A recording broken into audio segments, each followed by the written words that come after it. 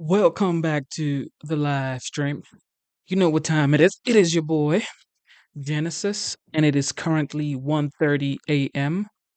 And today's date is the 9th of November 2024. How are you doing? Yes, y'all. I am back here. Today has been quite a day. God is great as usual. God is wonderful. No matter what you're going through, always say thank you, Lord, for my life. Okay? It can be worse. I promise you that. It can be worse. So just know that God is protecting you, your family, because when you hear other people's history and other people's story, you would be like, whoa, whoa. Yeah. So God is great, okay? All right. The title of today's stream is America, We Are the Light of the World. What do I mean by that? So, according to the news, it says here, according to Newsweek, this is according to Newsweek, okay? According to Newsweek, Hamas calls for immediate end to war after Trump's election win. It was published on November 6th and updated on November 8th.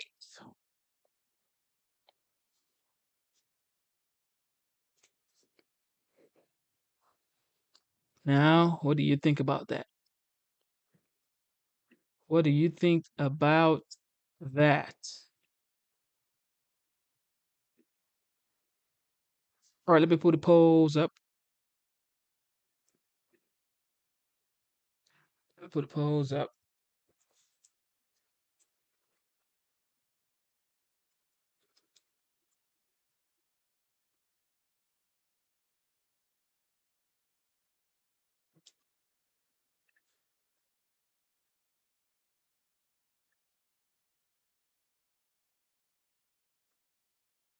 Okay, so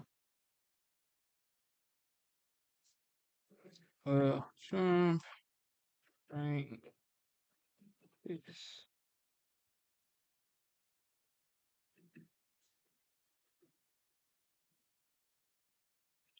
All right. Now,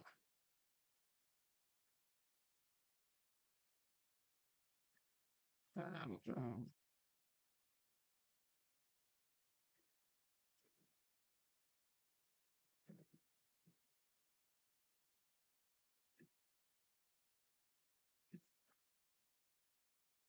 okay, so I have my polls up.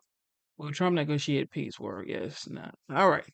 So this is not the time for us to be divided. This is the time for us to come together as one and do what has to be done for ourselves, our family, and America. Okay. Okay. So here, if you see the headlines up here, it shows you Pelosi said, according to CNN, Pelosi said Biden should have gotten out of race sooner. Hmm. This is the blame game. Is this what we need as a country? Or do we need to come together and say, you know what? This is the time to come together as one and make sure the world sees the light that America possess. So America can spread the light. This isn't what we need, in my opinion. But let's listen to what Nancy has to say. One of the most powerful figures in the Democratic Party is putting the blame for Tuesday's historic loss on President Biden. This is in an interview with the New York Times. Listen to Pelosi. Had the president gotten out sooner, there may have been other candidates in the race. The anticipation was that if the president were to step aside, that there would be an open primary. And as I say, Kamala may have, I think she would have done well in that and been stronger going forward. But We don't know that. That didn't happen. We live with what happened. And because the president endorsed Kamala Harris immediately, that really made it almost impossible to have a primary at that time. If it had been much earlier, it would have been different. That is Pelosi's view of the race, as she told to CNN contributor Lulu Garcia-Navarro. It's worth noting that in the fall of 2022, when typically if there was going to be a primary process and one that would have taken shape, Pelosi was arguing this publicly. You think President Biden should run again? Yes, I do. I mean, President Biden has been a great president for our country. He has accomplished so much. My political sources are here at the table tonight. Former Harris Communications Director Jamal Simmons, former communications aide for Lindsey Graham and Mike Pompeo, also the VP of Push Digital Group, T.W. Origi, and Puck senior political correspondent Tara Palmieri. It's great to have you all here. Jamal, how do you think President Biden hears a comment like, if it had been much earlier, it would have been different? Yeah, I'm sure he thinks probably something close to what I think, which is that she's wrong. I don't often think that Nancy Pelosi is wrong, but I do think she's wrong here. Listen, I don't think Joe Biden had a lot of great options. First of all, think of what life was like in November of 2022. He had just won a midterm for the most part. He's the only person who's ever beaten Donald Trump in an election. He was probably feeling much more healthy than he felt probably this year. And you know, he was kind of a political powerhouse. He had passed a bunch of legislation that nobody thought he would be able to pass. Why pull yourself out of the game then? Point number two, let's say you had a competitive primary. Everybody ran. Kamala Harris gets in the race. She doesn't win the Democratic nomination. Hubert Humphrey, Walter Mondale, Al Gore, Joe Biden, every single white guy who was Democratic vice president got to be nominated president. And the first time the Democratic Party wouldn't do it would be for the Black and South Asian woman. Imagine that ad Donald Trump would have ran in African-American communities. And that would have really gotten to African-American women who would have been much more supportive of Harris. You might have seen an even greater drop-off in Black support. Yeah, there were no great options. It's just a striking comment. I don't know that they have not spoken, but the last we had checked a few weeks ago, Pelosi and Biden still had not spoken since she very clearly was behind the push to get him out of the race. And Jim Clyburn was asked about her comments today. Listen to what he had to say, TW. I just think finger pointing, the blame shifting, that's not going to do us any good. He's had a tremendous presidency. His record is great. The economy is humming like no other economy in the world. And so everybody can say, well, people didn't feel like it. Maybe they didn't. And the question is, why didn't they? I don't know that Joe Biden is responsible for people's feelings. I mean, I think it's pretty safe to say people did not feel that way. But Clyburn was someone who actually wanted a mini primary process to kind of play out when Biden got out. Yeah, absolutely. And I think Nancy Pelosi is right. Of course, she said something ages ago. It's clear that 110 days is not enough to get a message out. She failed to address three big issues, the three W's: weakened border, weakened economy, the woke agenda, and war. She wasn't able to get messages out for all of that in a short period of time that resonated with the voters. They did deserve a primary process. You can't preach about the pillars of democracy and then strip away anybody from choosing their candidate. I agree with you. It would be a bad look to pass over her. There's no question about it. But you have to be responsive to the people to a degree. And I think they lost the trust of the American people when they took away that primary process. I will say you guys are right in the sense that is a message I heard coming back from voters, just people I was randomly meeting. They kept saying this to me in the days and weeks leading up to the election.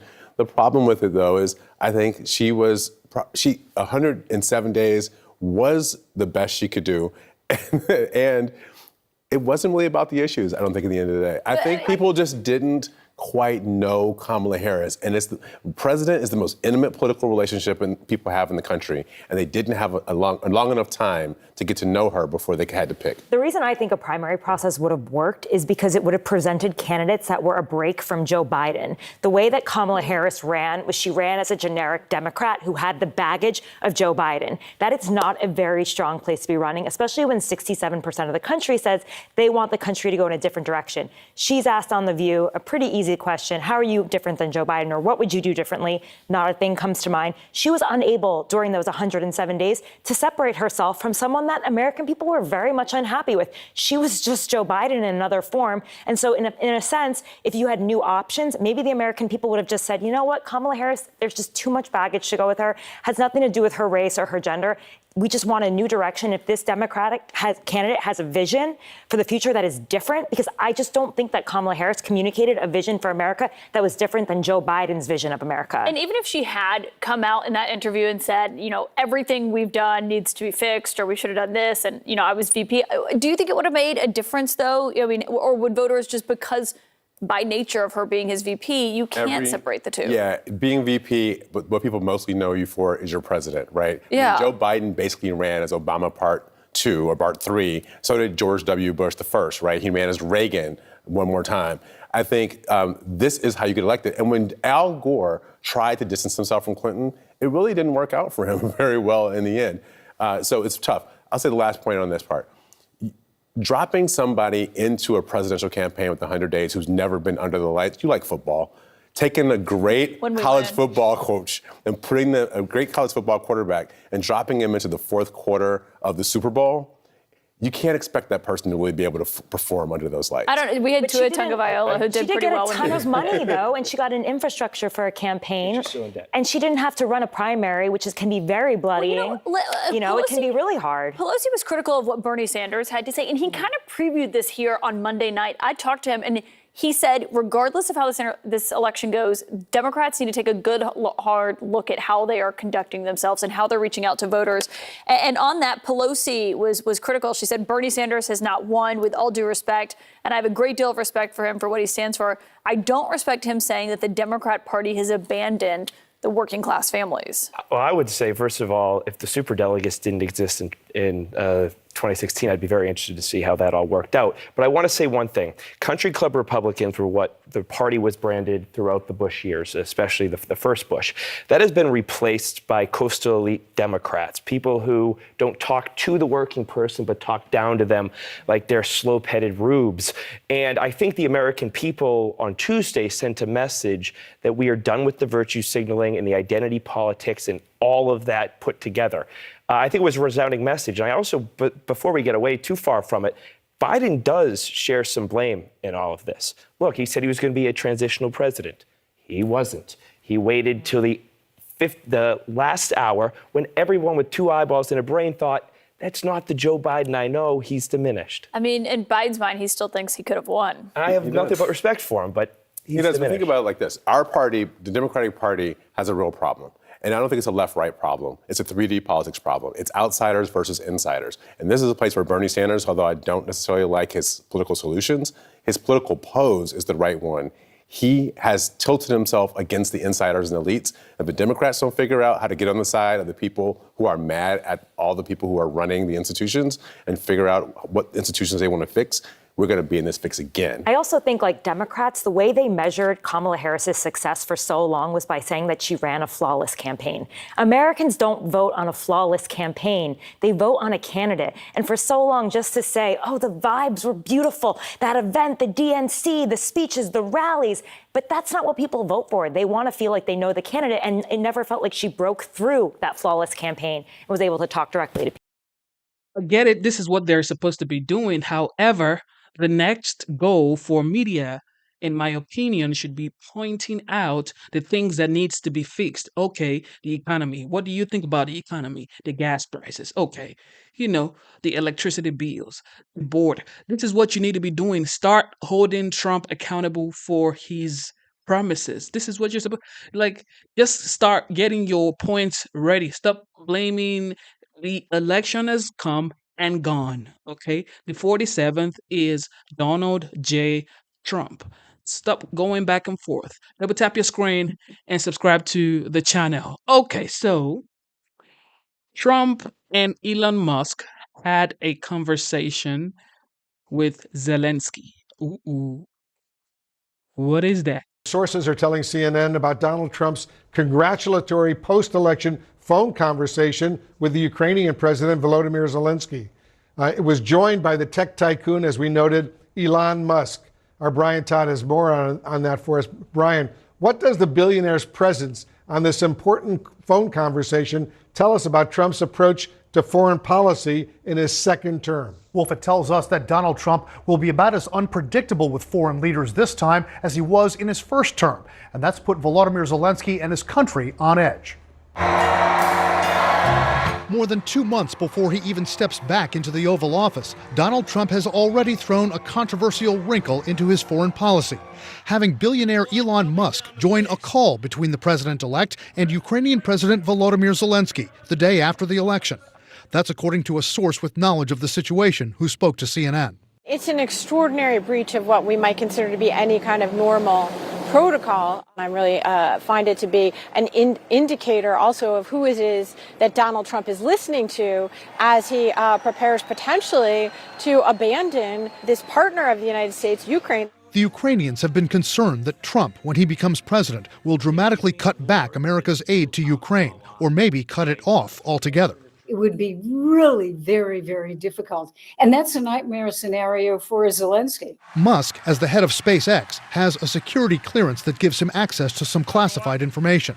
He has allowed Ukrainian forces to use his crucial Starlink satellite communications network on the battlefield. And so he has enormous power over Ukraine. Musk posted a proposal to end the war in 2022. He wrote, quote, Crimea, formerly part of Russia. Ukraine remains neutral. Redo elections of annexed regions under UN supervision. Russia leaves if that is the will of the people. It was welcomed by the Kremlin, while the Ukrainian ambassador to Germany said, F off. Musk has been in regular contact with Russian President Vladimir Putin since late 2022, according to the Wall Street Journal, a report denied by the Kremlin. Trump has campaigned on ending the war in 24 hours without much specificity. But his running mate described a deal where Russia keeps the parts of Ukraine that it has already taken. What it probably looks like is something like the current line of demarcation between Russia and Ukraine. That becomes like a demilitarized zone. In other words, the Ukrainians would have to give up probably Donbass, that eastern region, and Crimea. This would not be to the advantage of Ukraine at all. Trump has also blamed Zelensky for Russia's invasion. He should never have let that war start. That war's a loser. Then there's the personal friction, going back to when, as president, Trump pressured Zelensky to investigate Hunter Biden during a call about U.S. aid to Ukraine. Democrats alleged a quid pro quo, and Trump was impeached but acquitted. And more recent tensions, such as Zelensky telling CNN this. I can't understand how Donald Trump can be on the side of Putin. This all comes at a very precarious moment for Ukraine. In the eastern region of Donbass, Russian forces have been making gains, and Vladimir Putin plans to capture the entire region. And as many as 11,000 North Korean troops are now bolstering Russian forces, resulting in deadly clashes, according to Zelensky. Wolf? Brian Todd reporting. Brian, thanks for that report. And Scott, should Elon Musk be on major calls like this one with President Zelensky, especially after the Wall Street Journal reported that Musk has been in regular contact with Vladimir Putin since 2022? Yeah, I don't know how to answer that, to be honest with you, Wolf, because I'm not sure of the nature of the call. I assume it was a congratulatory call.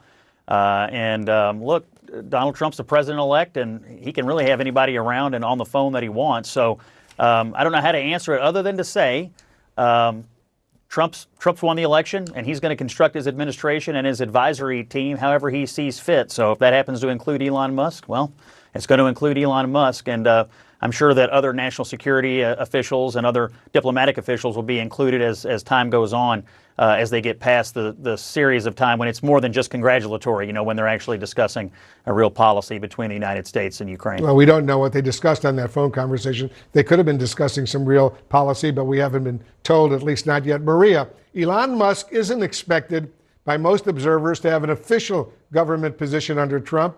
How much is there going to be, though, a shadow government in this second Trump administration?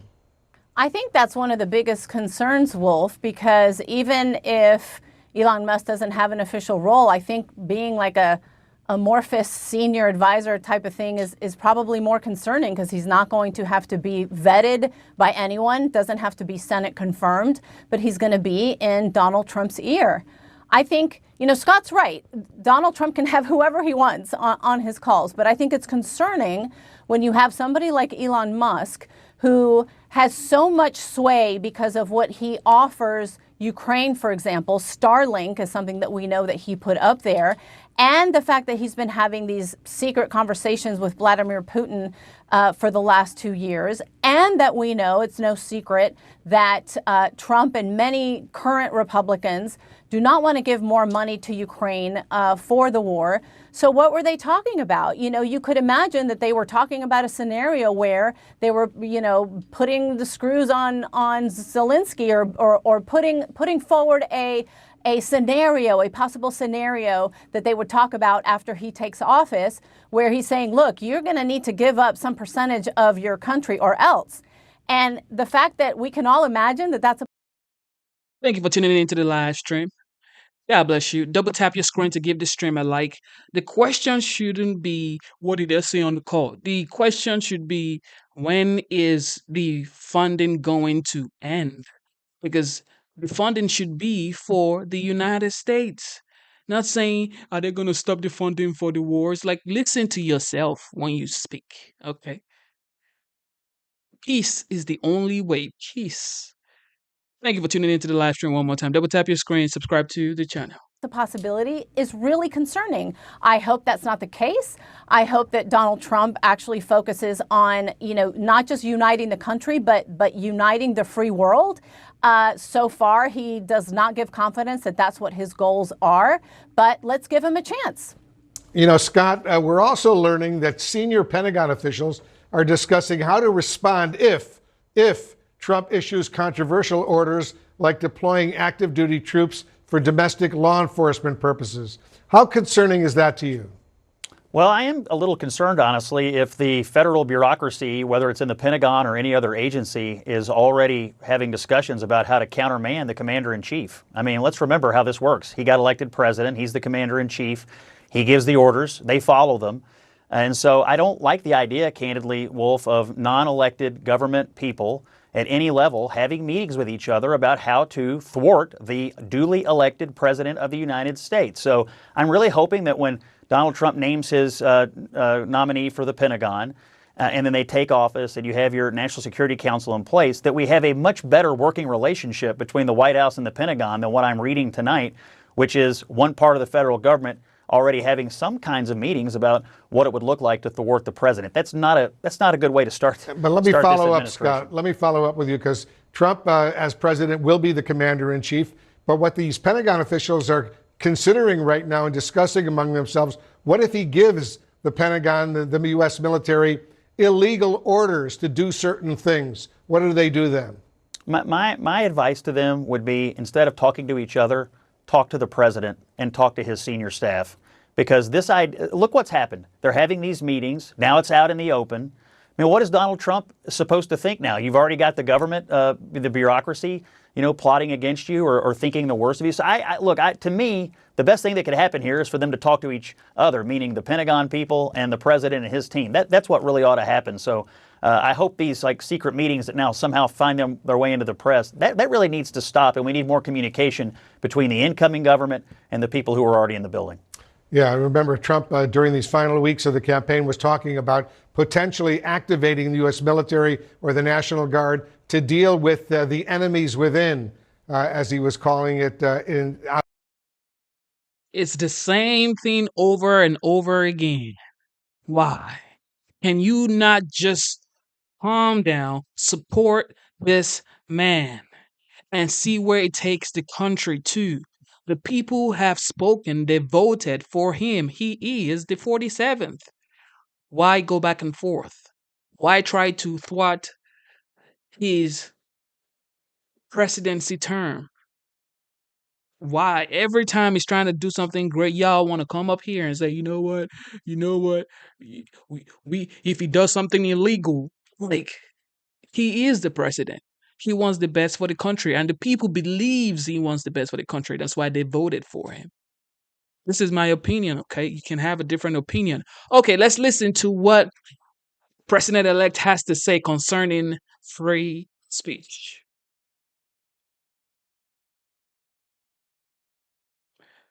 Oh, great.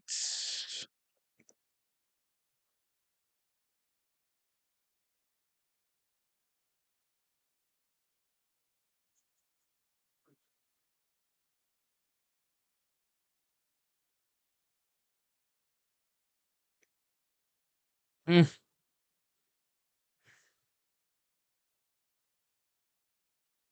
Can you guys hear this? Oh no, you can't hear this, right? Okay, so I'm gonna fix that, and then we're gonna come back to that. Okay.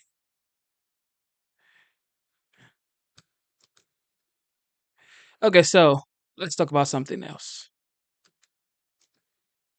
So, of course, CNN, they're back at work doing what they've been doing every single time.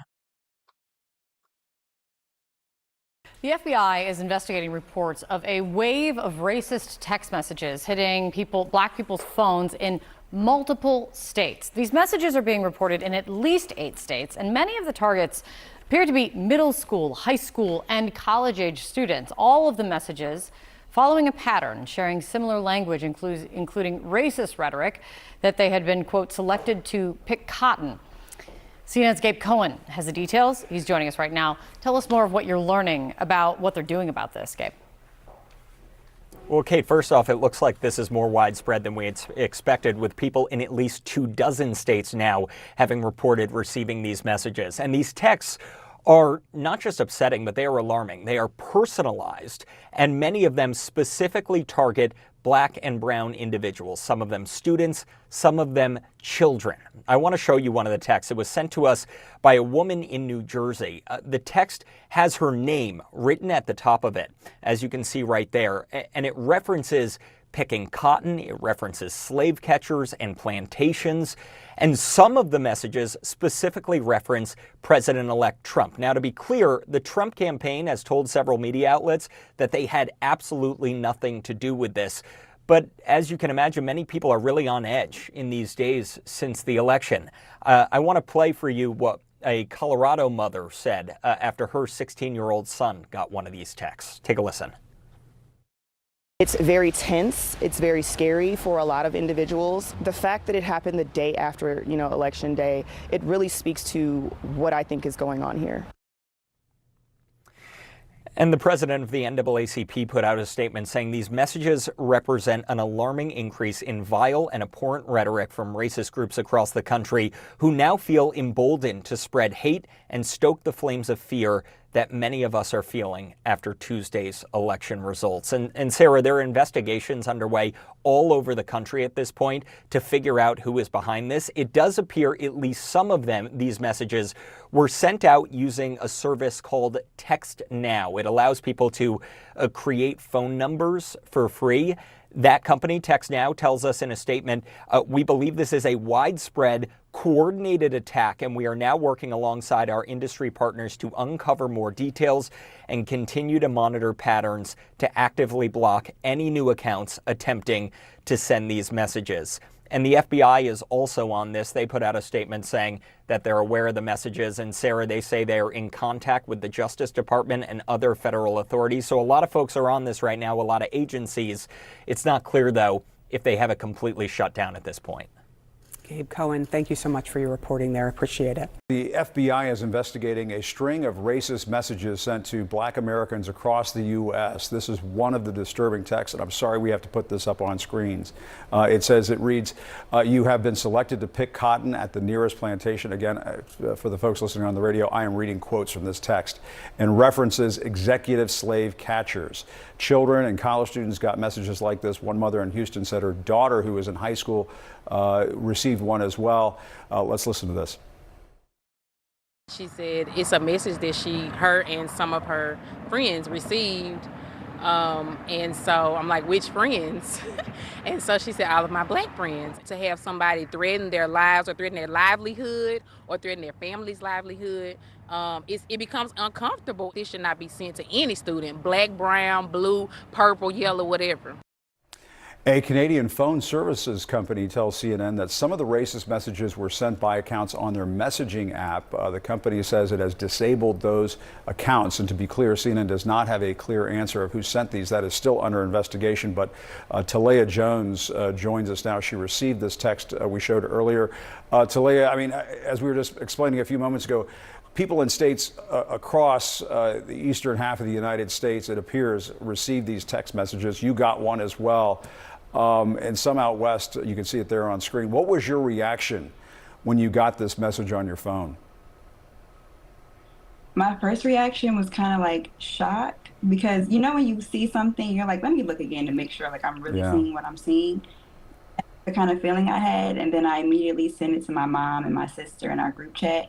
And we were all just like, what is going on in the world? There's no way that it's 2024 and things like this are happening again. And it's just insane, like the level of disrespect that people have for other humans. It's crazy. And I'm just wondering, Talia, I mean, what did it feel like? I had to think that it hurt. I mean, I have to think that it hurt when you got that message. What was going through your mind? How did it feel? So first it was shock, and then I think it was more anger than like sadness, because it's just like, who do you think you are to send these out? It became sadness when I realized that young people were getting it, like elementary schoolers and middle schoolers, who a lot of them are oblivious to what's going on. And it's like they're so innocent. And it's like, why would you want to intentionally hurt somebody that you don't even know? So it was definitely like shock, anger, and sadness all in one. Yeah, what do you think about the timing of all this? The president, CEO of the NAACP released a statement saying, in part, the unfortunate reality of electing a president who historically has embraced and at times encouraged hate is unfolding before our eyes. I mean, we had an election this week. What do you think of the timing of this? It was definitely strategically planned. I received the text at like 2 p.m. on Wednesday, so not even a full 24 hours after we got the election results. So I feel like this was something that was definitely premeditated. They felt like the Republicans were going to win. Donald Trump was going to be elected into office again. So they were just ready to go. And it just really shows, like, we thought we came far from where we were hundreds of years ago, but honestly, we have not at all, clearly. And do you know anybody else who got this message?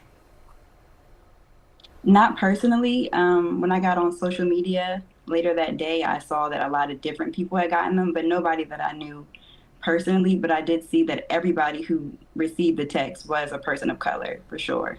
Mm.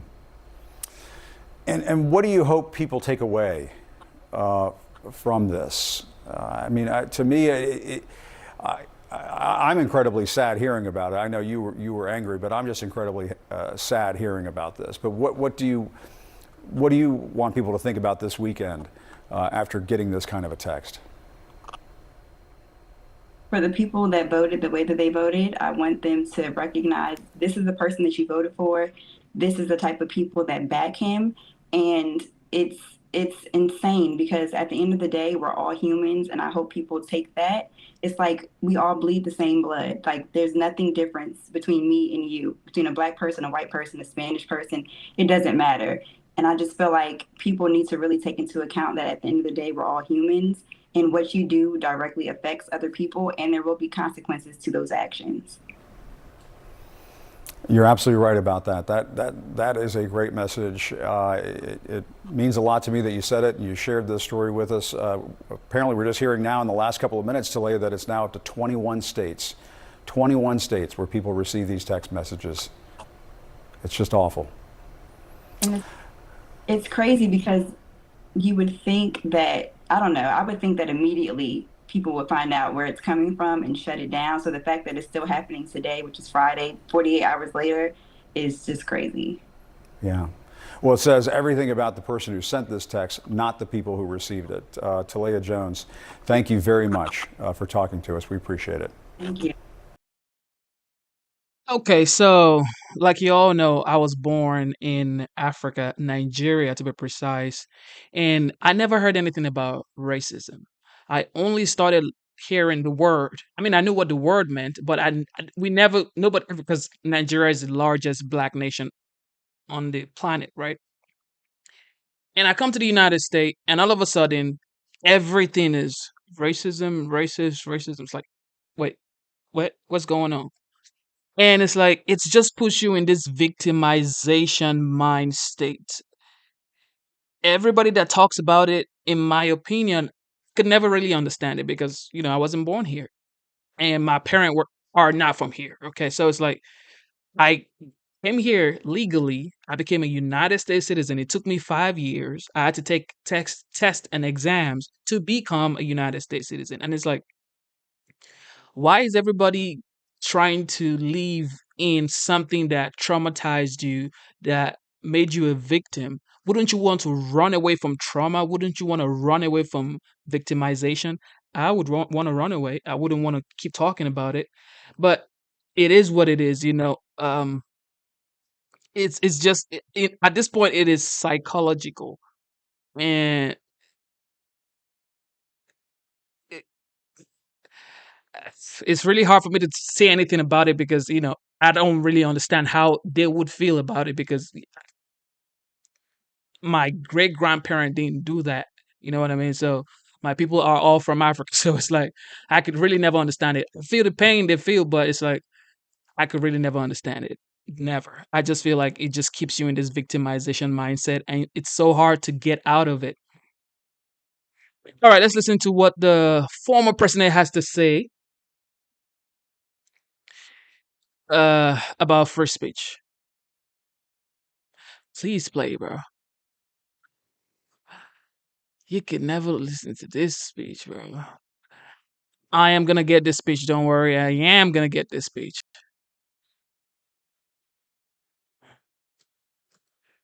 I am gonna get this speech, dear Lord.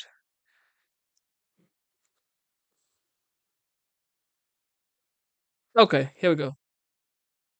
Of course, the blame game continues.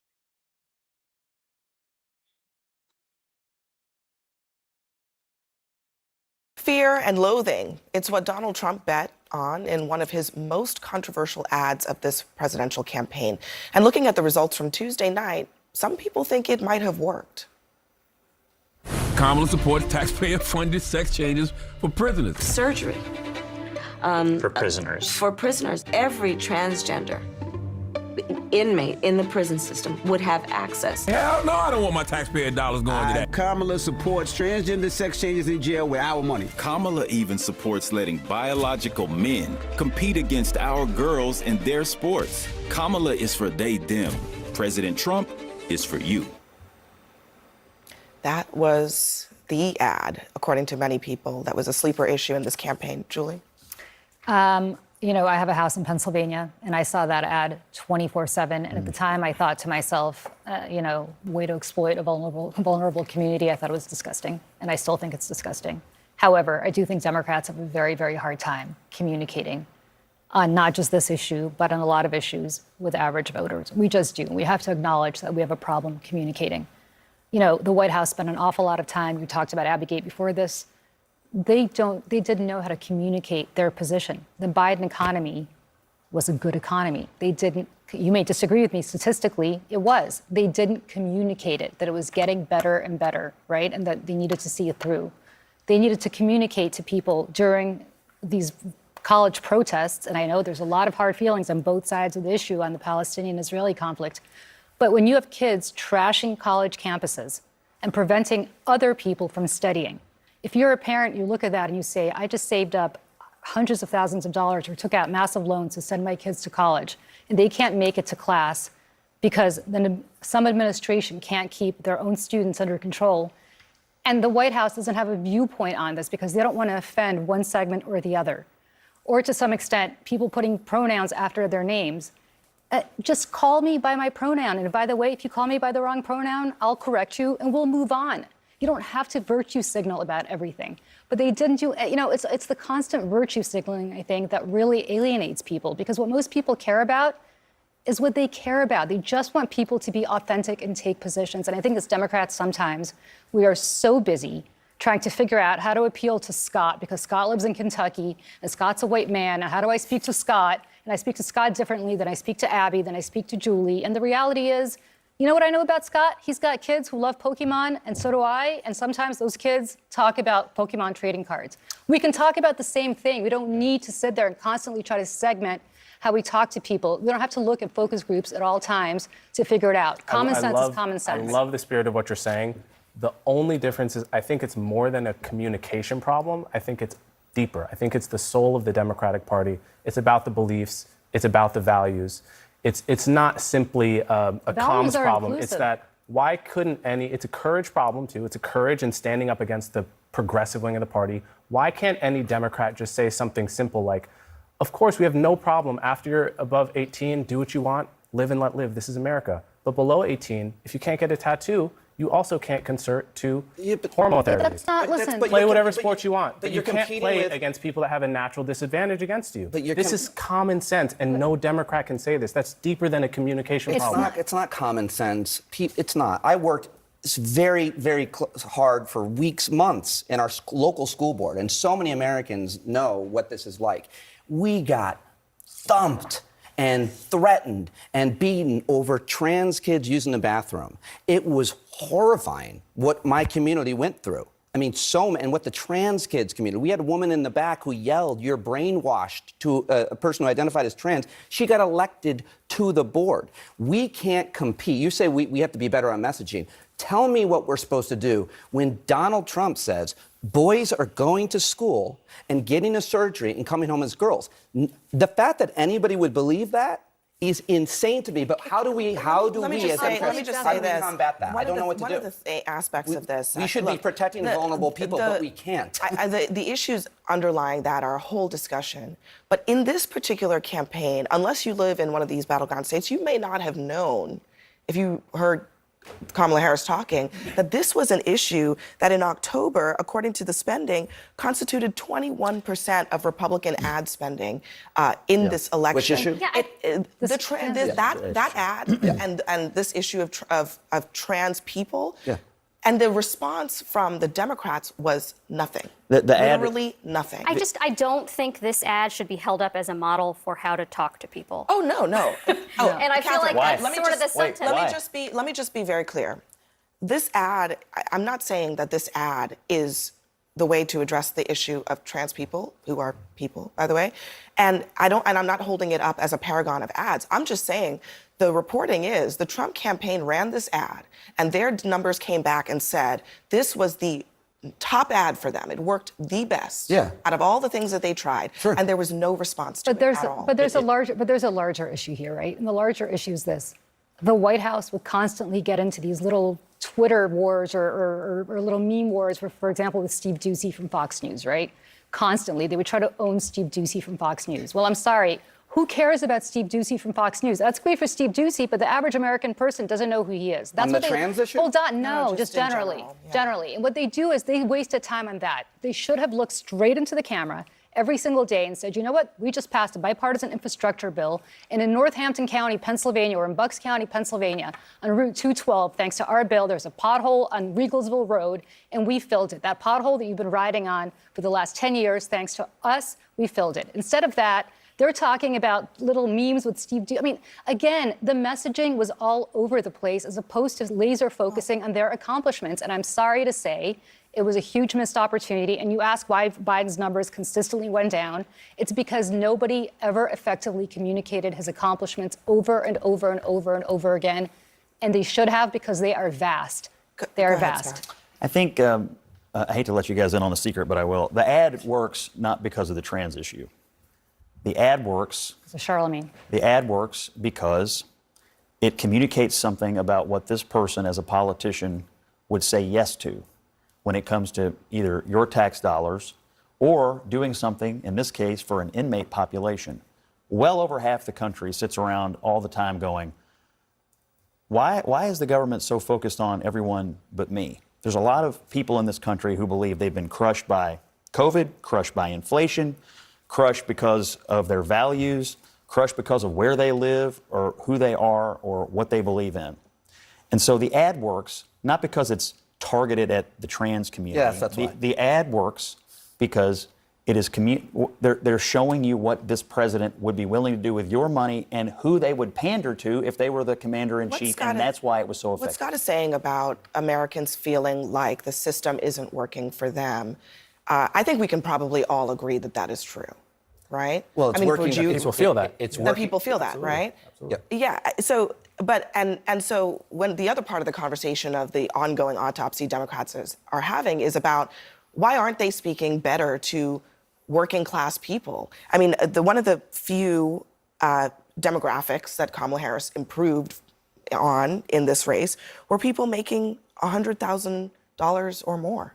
So wealthy people, probably more educated people, they're responding to what the Democrats are doing, and that's not enough people to win elections. The Democrats, they were so busy actually creating policies, Catherine can talk more about them, that have actually improved the lives of. Thank you for tuning in to the live show. You know what time it is. Double tap your screen twice to give this stream a like and subscribe to the channel. This is my theory, right? If you do not pay bills, and I know YouTube really says, Genesis, your content is hurting the viewers.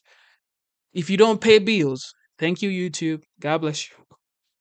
If you don't pay bills, don't come up in my crib saying, Dad, I think I am. You need to pronounce. Man, sit your...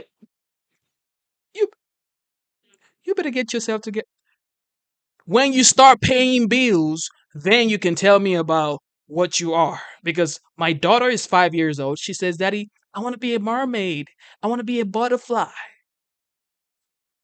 So what? She's a butterfly?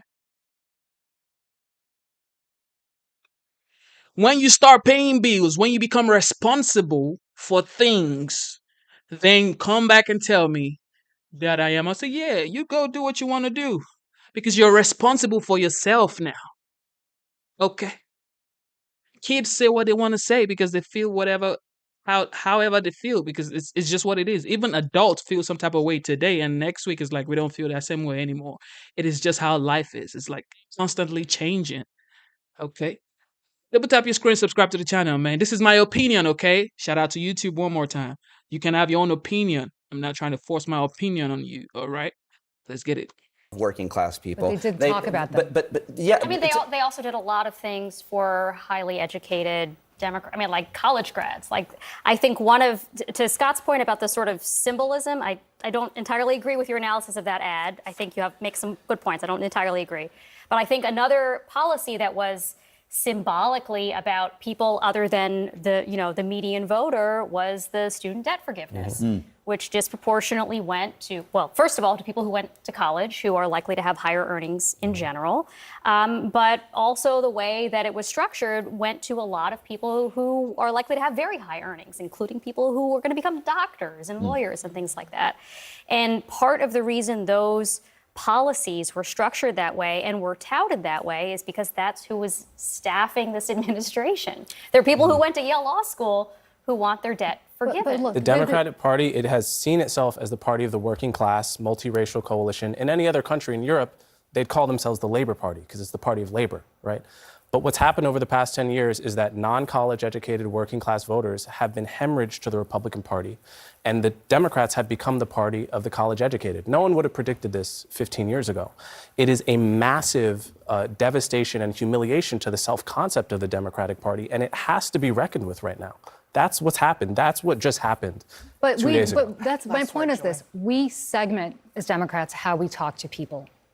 As a Democrat, because we're such a diverse party. No, because but listen, what unites us is much. Actually, we're getting less diverse by the day. If you look at where Latinos are going and African Americans, that's a problem. That's a big problem for us.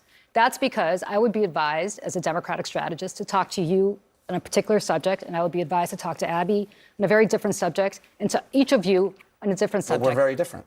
We're not. Yeah, we have a lot of different interests. No, we're not. The bottom line is there's a lot more that unites us than divides us, and we start talking to people about common sense issues and common sense language rather than trying to figure out how to be too cute by half. That's how you message, and that's not how the last Democratic president who did that well was Bill Clinton. At this point, every adult should do what they think is right for themselves. Adult, keyword, adult. If you're not an adult, you need supervision. of an adult, okay? Your guardian or your parents. So whatever you decide to do, 'cause shoot. Okay, so of course the blame game continues. You know what time it is. And now everybody's trying to get into cabinet position with the OG, the 47th. In the beginning, they were like, nobody's gonna want to work with this guy if he wins. But it's not a story now, guys. It's not. President-elect Trump prepares to name more people to his administration, perhaps including some of the names that we'll show you. There is new reporting tonight on some of the moves he's already making, as well as talks that some in the government are having about worst-case scenarios involving him as commander-in-chief. Defense officials tell us that informal discussions are underway at the Pentagon about how the department might respond if the new president orders active-duty troops onto U.S. streets or fires large numbers of non-political staffers. That news coming as we learned that when the president-elect spoke by phone with Ukraine's president on Wednesday, Elon Musk joined the call. Ukraine's military, you'll remember, relies on Musk's Starlink communications satellite. It has been critical in the fight there. The Wall Street Journal earlier reported that Musk had also been in regular contact with Vladimir Putin since 2022. Both he and the president-elect have talked publicly about Ukraine making concessions to end the war, with Mr. Trump arguing recently that Ukraine should have made a deal with Moscow even before Russian troops invaded. Any deal, even the worst deal, would have been better than what we have right now. If they made a bad deal, it would have been much better, and it didn't need to happen. Those buildings are down, those cities are gone. They're gone. And we continue to give billions of dollars to a man who refuses to make a deal, Zelensky. According to Axios' Barak Ravid, who broke the story, Trump told Zelensky he would support Ukraine but did not go into details on policy. Ravid reports, according to sources, that Ukraine's president came away from the call, quote, somewhat reassured by what he heard from the president-elect. Now, between that, the Pentagon reporting the behind-the-scenes jockeying for new positions in the administration, there's a lot to get to tonight. With us is Caitlin Collins, anchor of The Source, at the top of the next hour. She is just back from Mar-a-Lago. So how much do you think you read into the fact that Elon Musk was on the phone call with Zelensky? I think for people who have been covering Trump and this campaign over the last few months, Anderson, it's not surprising because Trump has become quite enamored with Elon Musk and often wants to keep him involved in the conversations and discussions he's been having. He was pretty heavily involved these last few weeks of the campaign, certainly in Pennsylvania. And I think having him on the call with Zelensky just speaks to Elon Musk's influence and what that could look like in a second Trump term. And obviously, he has stake in the game here since Ukraine is using his Starlink satellite communications service, which I should note, that's a contract with the Pentagon that expires at the end of next month. We'll see what that looks like after that. But obviously he has a lot of stake in this game. And so just for his presence to be on that call is notable because it's on with a world leader and the president-elect and then the world's richest man who has major defense contracts. But it also just speaks to how much influence Elon Musk has right now in Trump's orbit. What is the jockeying for position right now in this transitional period at Mar-a-Lago? It's kind of remarkable because, one, it's moving very quickly. That is what almost every single person I've spoken to about this, about just, what's the current state of the jockeying. It changes sometimes by the hour, who's up and who's down as Trump is viewing who to put in these positions, something he's taking really seriously, I should note, this time around. He says that his staffing choices in his first term were some of his biggest mistakes that he ever made, citing people like Bill Barr, the Attorney General. And so he's taking it very seriously. And because of that, people know that in order to influence Trump, you often need to be right in front of him, either on the phone with him or in front of him having these conversations. And so there is a lot of jockeying happening behind the scenes. A lot of alliances are being formed between people who are trying to say, if we stick together, we can kill this other person off for this job. And so often when Trump makes these calls, it depends on the person who has the biggest influence on him when it comes to that. And are people literally at Mar-a-Lago kind of Yes. there hoping to get FaceTime? No, they're all over Palm Beach, Anderson. I mean, it's kind of remarkable. I spent a lot of time there when Trump was president covering him. And it's everywhere you go, you see potential Trump cabinet members or West Wing officials and hanging out at certain hotels or coffee shops or restaurants, because a lot of them booked flights after Tuesday night's win because they knew how important it was to be down there. It's kind of hard to get Trump on the phone right now, so a lot of them are just showing up and trying to get in front of him. As we mentioned, CNN's reporting that Pentagon officials have been holding informal discussions about how the Defense Department would respond if President Trump issued orders to deploy active duty troops domestically and fire large swaths of apolitical staffers, which are obviously possibilities that came up on the campaign trail. What is your sense of how much he wants, how likely any of that might be?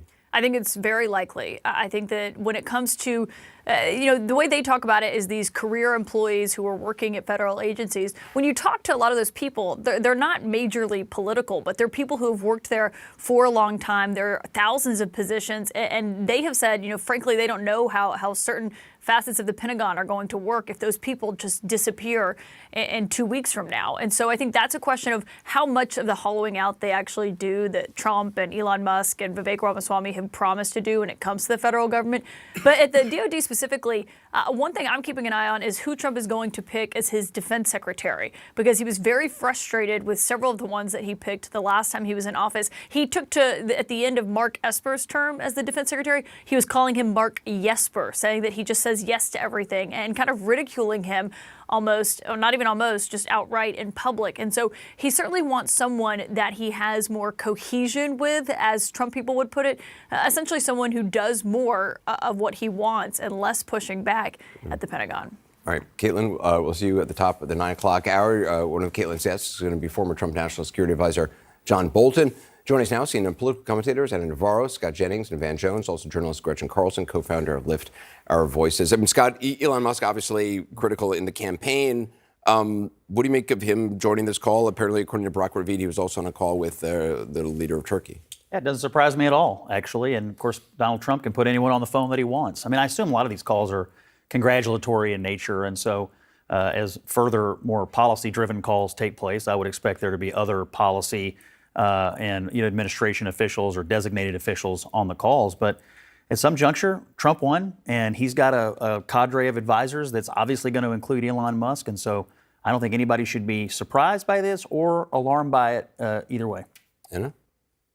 Well, I think it's a little weird, right? I mean, Elon Musk seems to be everywhere at all times. He's like secretary of everything, and at the same time, he's like first lady. The other day, I saw this picture of him.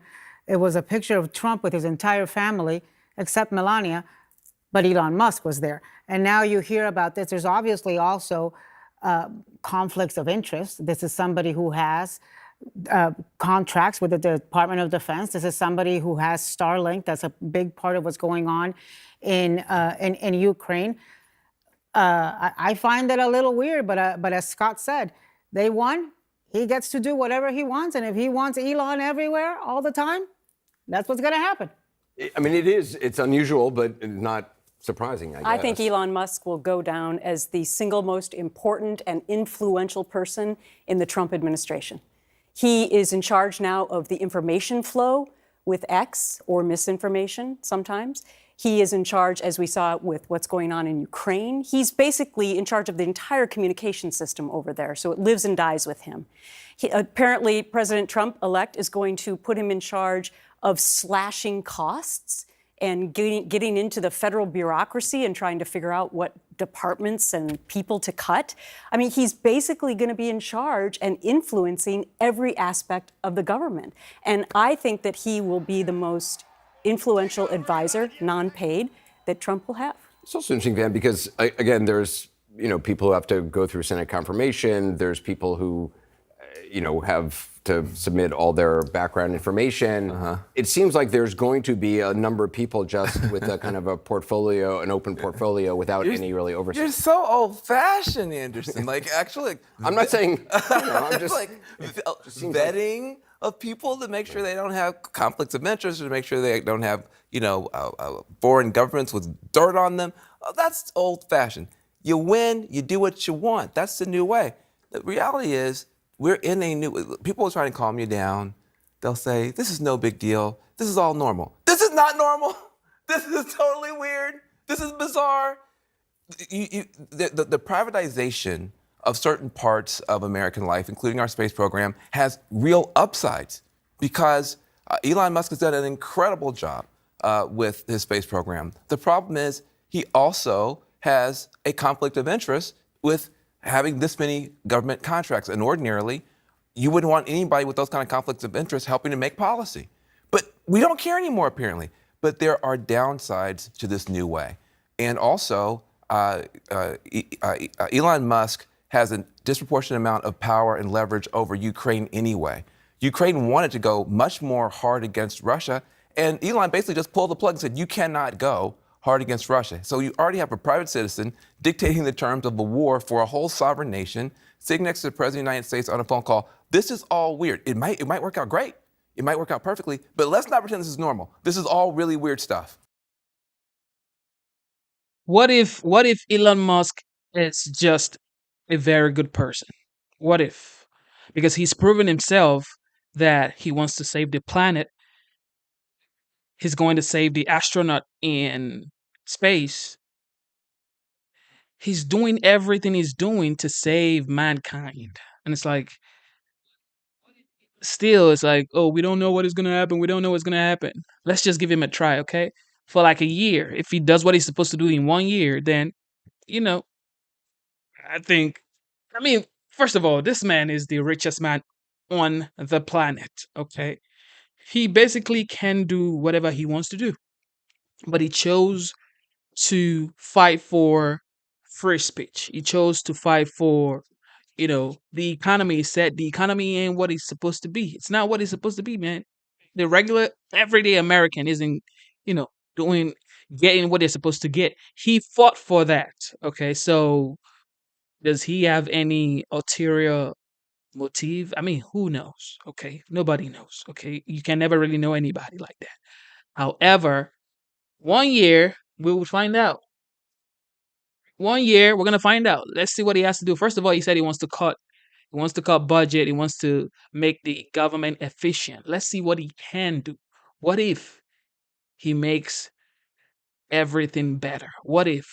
Okay. And again, is with the legendary, the 47th, Donald Trump. People didn't vote for Elon Musk. People voted for Trump. Okay. Of course, Elon had, influence in the election that just passed. However, people voted for Trump. Okay. Because Elon wasn't involved from 2017 to 2021. Never forget that. All right. Here we go. All right. Here with his take. I admit it publicly. He's a friend of mine. We don't agree a lot on politics. It's ESPN host. He's a rock star. There is no, as far as I'm concerned, there is no ESPN without my friend Stephen A. Smith. I watched you on The View today. How you doing? All right. How you doing, Sean? Congratulations on the election, the results. Thank you. You called it. You said it was going to happen. I can't refute it. I can't refuse the fact that the president of the United States, the president-elect, is well deserving of it. It was a romp. It was an annihilation. I know a lot of people are trying to, label it like, he won a little bit in a lot of different places. I don't want to hear that. He won, and he won in absolutely convincing fashion, so much so that I think that in light of those results, we have to look at this election as a referendum on the Democratic Party and America saying, we're not feeling where you are. We're not feeling where you tried to go. We want no part of it. We're not having it. And they made their choice, and we all have to accept it. And you were very gracious, by the way, privately. We have our own conversations, and you said that to me, and I'll live with it. And I've had elections that I really wanted my side to win that they lost. And you know what, Stephen A., I go on, and I plow through, and I do my job. There's not going to be retribution. None of the hosts of The View are going to be taken off. I used to go on that show. They wouldn't even they wouldn't accept a conversation with me at this point. Isn't that pretty pathetic? Because I used to like Whoopi Goldberg. Joyless Behar, listen, she's a little, yeah. I would ask that you don't look at the show. What you should look at is the ideological tilt that has taken place in our country. We've gotten to a point where, God forbid, somebody has a difference of opinion and a different form of ideology, then you're damn near the Antichrist.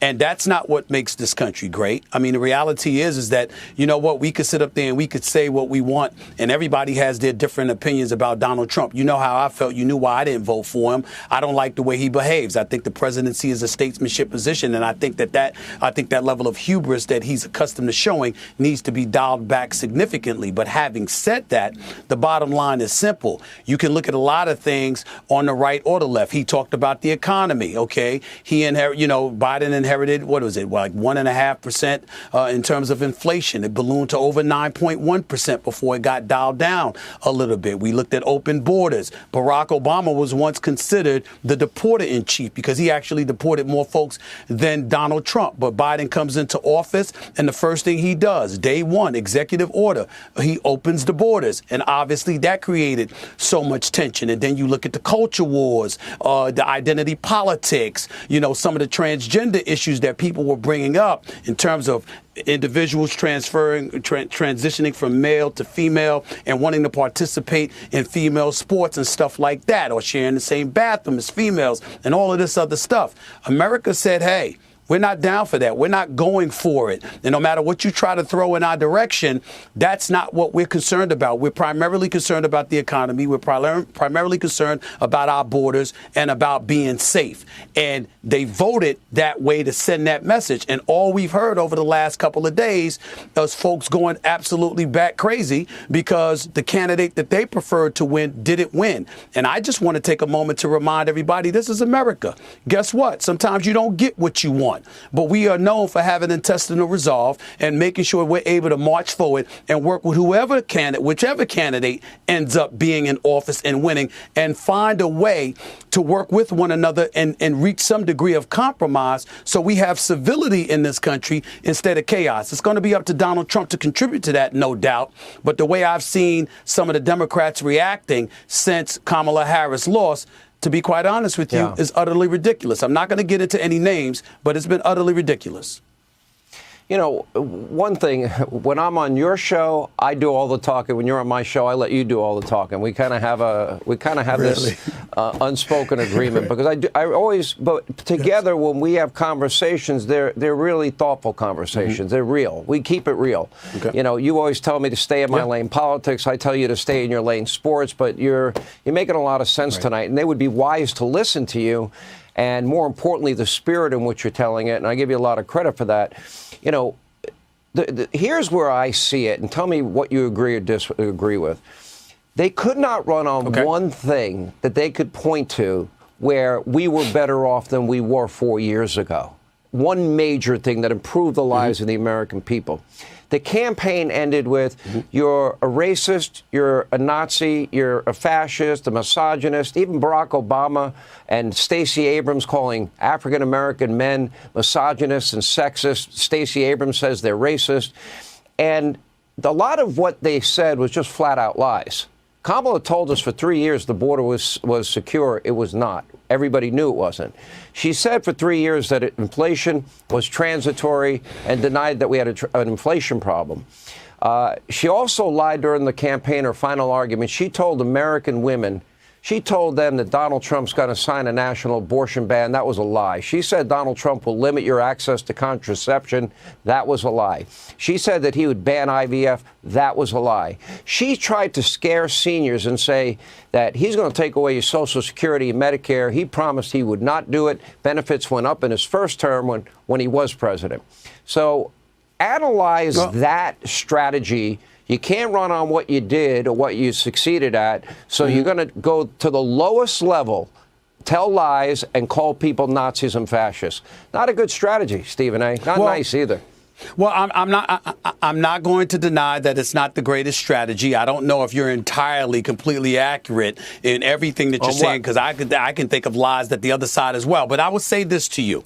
If you're Kamala Harris, what you could have done is lean on the reports that the economy was actually getting better, and it actually is in a good place compared to where it was. You could have acknowledged that, guess what? True. I was a bit wrong in the position that I took on the border. And obviously it's not about flip-flopping, it's about me correcting the error of my ways. She didn't do that. But in the end, I will tell you, I'll do you a favor and tell you where the biggest crime came about from the Democratic Democratic Party. You had a situation with Biden who promised to be a transitional president. He labeled himself a stopgap, somebody that was going to come in there, sort of calm the waters, and then move out the way for a young blood to come into the fray, and new blood rather to come into the fray and be the next president of the United States. There was supposed to be a red wave in the midterms. It didn't happen. What does he do? He's the incumbent. He gets comfortable and says, I'm not going anywhere. And that threw everything up in flux. So suddenly he's debilitated a bit. The cognitive decline is something that we were witnessing. People were noticing it but didn't want to speak about it. You let him go on stage and get embarrassed. June 27th, 3.5 weeks later, you elevate her. She never went through a primary or anything like that, which raised question marks. And then what do you do from there on, Sean? You obviously they felt they needed to do whatever they could to get votes. This is what they were doing, and it didn't work. It didn't work. And thank you for tuning into the live stream. You know what time it is. Double tap your screen to give this video a like. Wait, is he saying that there was a cognitive decline for Joe? That wasn't what they were talking about before the debate. I even had people who said during the debate and after the debate with Trump and Joe, guess what they said? They said Joe is actually he's cognitively even better than when he started. I'm like, what are you saying, bro? What are you even talking about? All of a sudden, it's like, well, now they know he was cognitively declining. Now, these people, man. And that's what you have to applaud. The American people have spoken. They said, we're not going for that. We're looking at policies. We're not going for all of that. One last question. We don't have a lot of time. She never had to explain one time why she co-sponsored the Green New Deal, $93 trillion, and said she'd eliminate the filibuster. She never had to explain her position on gun mandatory buyback. She never had to explain why she said the rioters in 2020, 574 of them, won't stop, shouldn't stop, and she won't stop supporting them. She never had to explain. She never had to explain, why we're going to pay for free sex change operations for illegal immigrants. Can I help you out? And give them amnesty when they don't respect our laws. Will you agree with me? And we have 30 seconds for you to answer. That legacy media is dead. Do you agree or disagree? I'm not going to say it's dead because I'm holding out hope that it can be resuscitated. But hold on to this moment, Sean, dead. Because it's a rarity. Hold on to this for the rest of your life, okay?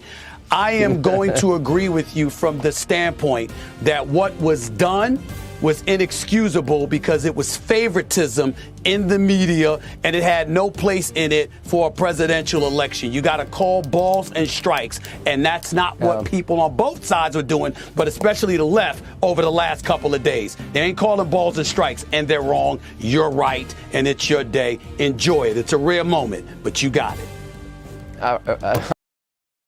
Oh my goodness. Shout out to Stephen A, man, and shout out to Hannity. Yeah, this is a man, bro. These are a man. I like a man that could take correction and say, you know what? Yeah, I messed up. Let me just correct myself. It is what it is. Shout out to Stephen A. All right. What the five got going on right here?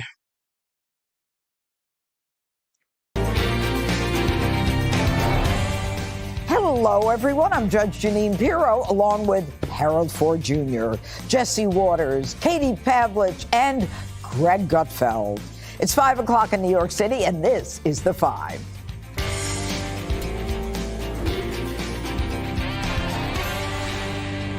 The bigger question should be, yes, Sonny, why did they vote for him? Yes. In sweeping... So they need to be introspective. No, we need to be introspective. Good grief. Democrats and the media are now on day 3 of completely losing their minds over Trump's landslide victory. I like to say that, landslide victory. And the only way they can cope is by cranking up the resistance. Radical Democrat governors are already scheming on ways to sabotage Trump's second term. And it looks like good old Greasy Gavin wants to be its leader. California Governor Newsom is ordering up a special session of his state's legislature in order to Trump-proof their progressive policies on climate change and immigration. The freedoms we hold dear in California are under attack, and we won't sit idle. California has faced this challenge before, and we know how to respond. And other blue state governors are also trying to talk tough.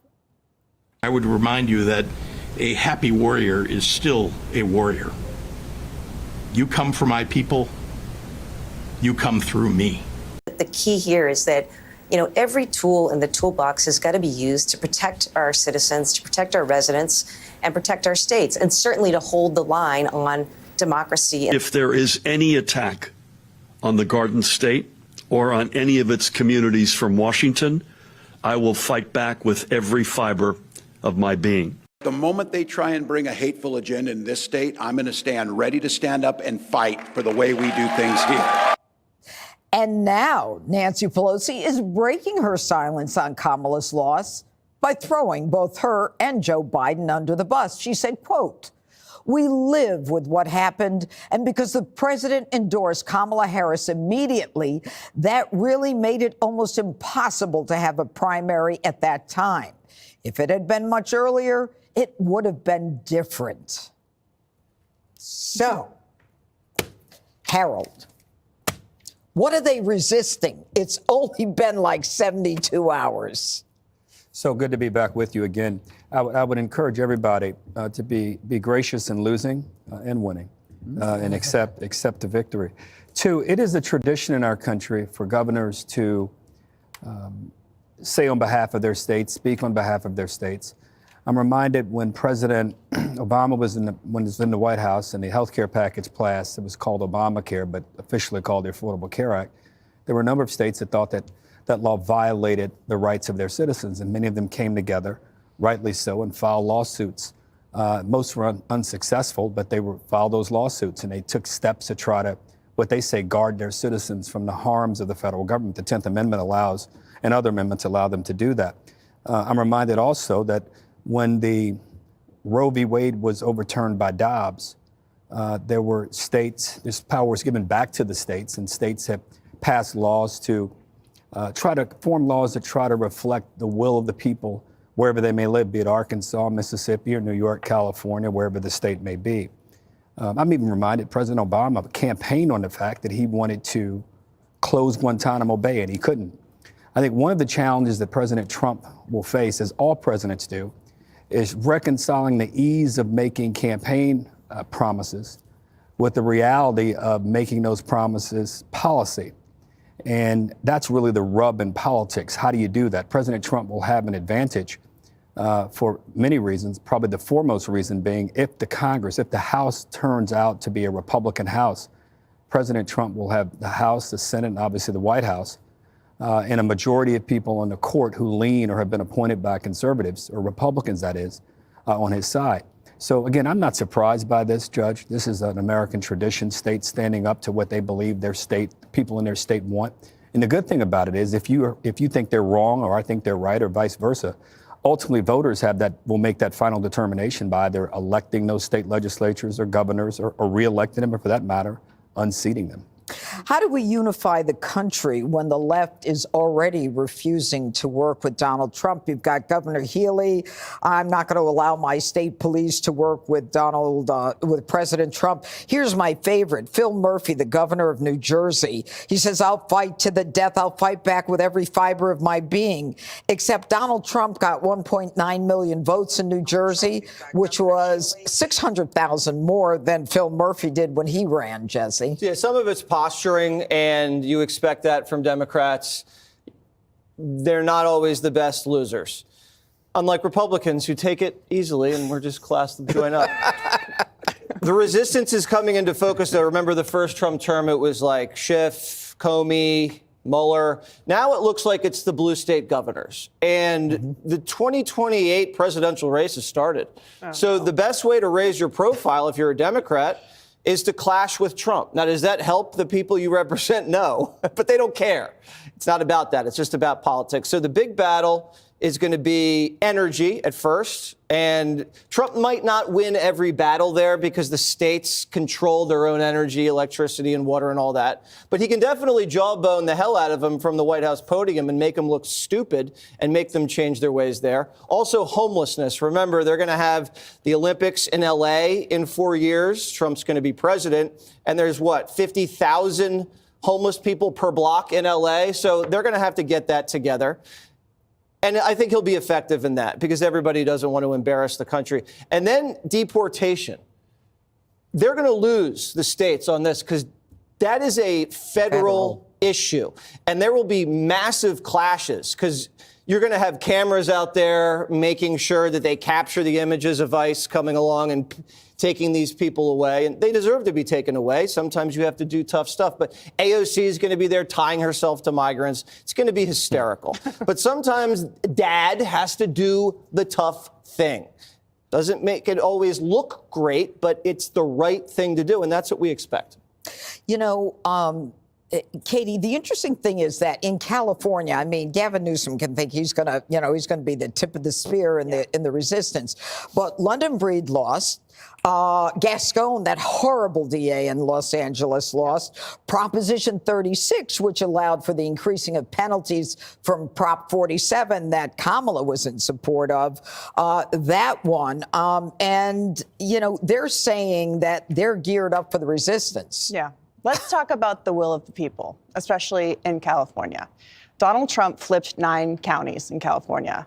Prop 36, as you mentioned, passed in all counties in California. 58 counties passed it because they want more law and order. They want punishment for criminals, and they want safer streets.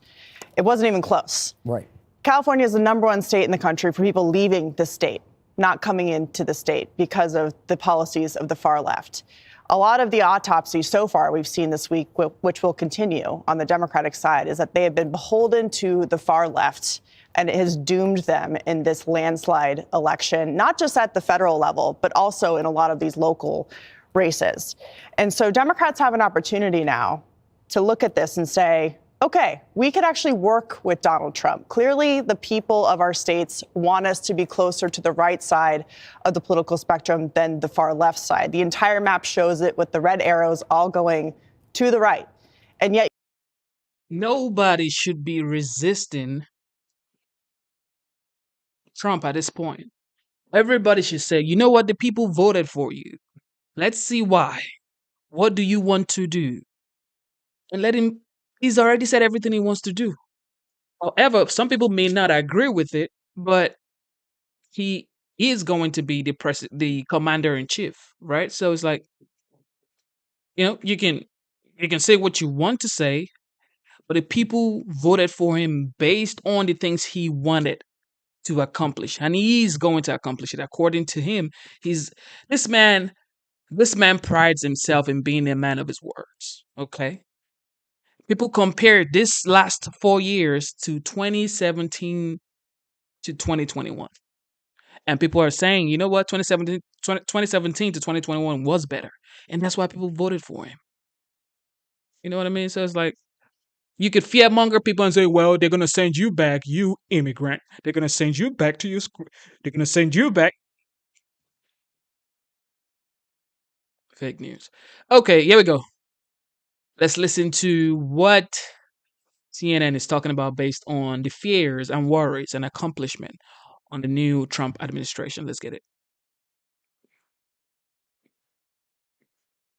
Donald Trump's political comeback is complete following a resounding show of support in this week's election. With the wind at his and the Republican Party's back, the focus now is what to look for in a second Trump term. Look what happened. Is this crazy? Donald Trump resurgent. I will govern by a simple motto: promises made, promises kept. Among those promises, carrying out mass deportation of millions of immigrants in the country illegally. I will launch the largest deportation program in American history. Imposing high tariffs on imports. This country can become rich with the proper use of tariffs. And pardoning his supporters convicted for the January 6th Capitol riot. Would you pardon What's going to happen? Oh, absolutely, I would. Trump is expected to wield the powers of the presidency alongside an emboldened Republican Party in Congress. This will forever be remembered as the day the American people regained control. Already name-checking potential advisors and cabinet picks, like billionaire Elon Musk. The great gentleman is Elon Musk. An anti-vaxxer, Robert Kennedy Jr. I'm going to let him go wild on health. As the dust settles on the 2024 campaign, one thing is clear. This was a movement like nobody's ever seen before. Here with me today, podcaster, journalist, and author Kara Swisher. Reihan Salam, president of the Manhattan Institute and National Review contributing editor. New York Times journalist and the Interview podcast host Lulu Garcia-Navarro. And conservative pollster and New York Times opinion writer Kristen Soltis-Anderson. Welcome back, everyone. Well, Donald Trump made a lot of promises during the campaign, some of them mainstream conservative and some pretty radical. Lulu, what should we expect from the Trump 2? I think what we should expect is that there's going to be a lot of change. You ain't seen nothing yet. Everyone has thought that perhaps the first Trump administration was going to show the way for a second Trump administration, and I don't think that that's true. I think that they're better prepared. I think that they're going to be better staffed, and I think that some of the promises that they've put forth are pretty radical. I mean, mass deportations, we'll see if they can do it. It costs a lot of money to do that. There are a lot of people in this country. It hasn't been successful to do the kind of numbers that they're talking about, but, you know, they're talking about that. I even saw some mention on immigration of denaturalization, taking people who are naturalized citizens and perhaps taking away their citizenship. There are all sorts of things being put forward at the moment. We'll see what happens. Reihan, what do you expect from Trump and specifically on some of these more radical, some would say extreme proposals? Do you really think that we're going to see the mass deportation of millions of people who have been in this country for years? Do you really think that we're going to see blanket pardons of the January 6th rioters? Well, when it comes to deportations, both former President Trump, President-elect Trump, and J.D. Vance have said that, look, we're going to focus initially on criminal aliens, and we'll move carefully to go beyond that as necessary, as is responsible. If you look at the first Trump administration, he actually deported fewer people than President Obama before him.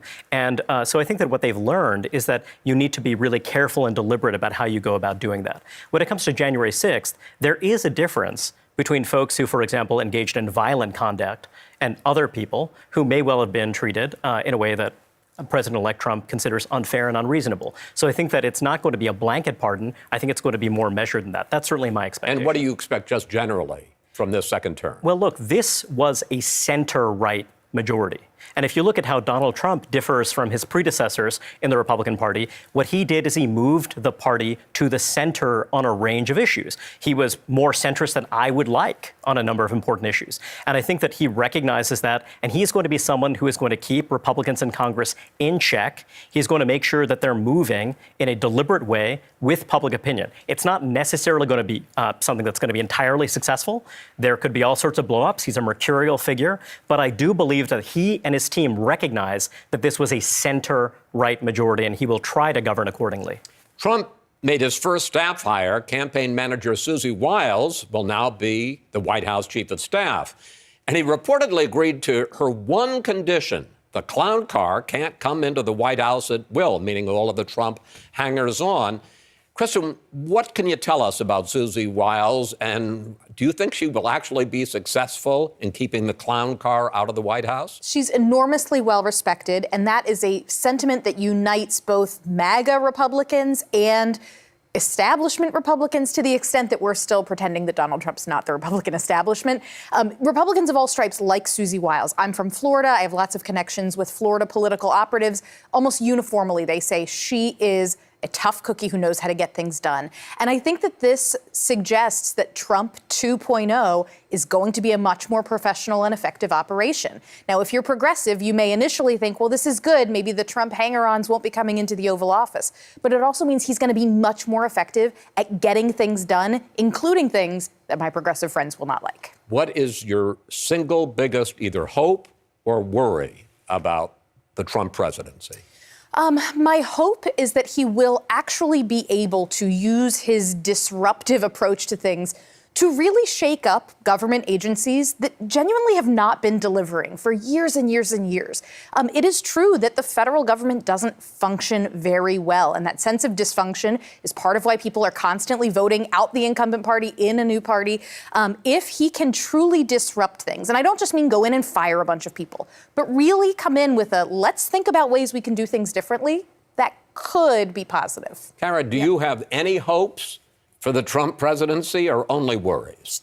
Sure, why not? I mean, one would assume, one would hope. I mean, we're hoping the appointment of Susie Wiles did calm me down a little bit, I have to say, because she seems quite competent. I may not agree with her, but she seems very competent, very well respected. Everyone I've checked with, same thing. I'm worried that the Lisa Loomers and that whole gang will find their way into the White House. They did before, and I think he has a proclivity for that.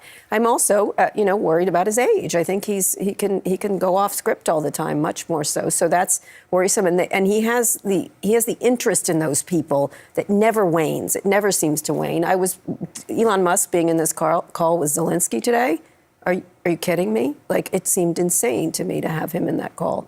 Lulu, we're hearing a lot of talk here about that this is going to be a more competent, a more measured administration than the first Trump term. You buying it? No. I think ultimately the one thing that this has proven is that Donald Trump is at the center of the party and he is unchecked. And his instincts are the instincts to disrupt, to be chaotic. Chaos. And I think that ultimately we'll see how long Susie Wiles lasted. How long Susie Wiles will last. Yeah, I mean, everyone started. Yeah. You can't put her in past tenses. But I mean, if you think Maybe about the you first can. Trump administration, he had all his generals around him. They were all super well respected. There were people who, everyone, same thing as Kristen was saying, people liked them and they didn't last very long. He likes to get rid of people. He likes the chaos. We'll see if Susie Wiles will last, and we'll see how, how and he then there governs. are the two unexpected key players in the Trump administration. Elon Musk, who Kara just mentioned, who Trump says will recommend ways to cut and reorganize the government. And RFK Jr., who will have a broad mandate on health. Clearing out the corruption in your terms, would that mean clearing out the top level federal service workers that are currently at the FDA and the CDC? In some categories, I would say. What does that look like? Yeah. In some categories of workers, there are entire departments, like the nutrition departments at FDA, that have to go. Kara, how big a role do you think Elon Musk and RFK Jr. will play, and for how long? I think they're going to drop RFK off the turnip truck as soon as possible. I think that's probably a smart thing for them to do. They've gotten what they wanted from him, and they're going to sort of move him off. Maybe I don't know. You keep hearing the president, I understand. I just feel like there's others around him who understand the issues, and they're talking to him, from what I understand. With Elon, it'll be interesting to see what happens. I do think they're going to clash. They're too much alike as people. I think I've talked to a number of Republicans who spent some time with him recently, and all of them are like, "Oh, you were right about his personality." Once you get a taste of that in the extreme, I think Trump and he will clash 100%. They want Trump to drop RFK so bad.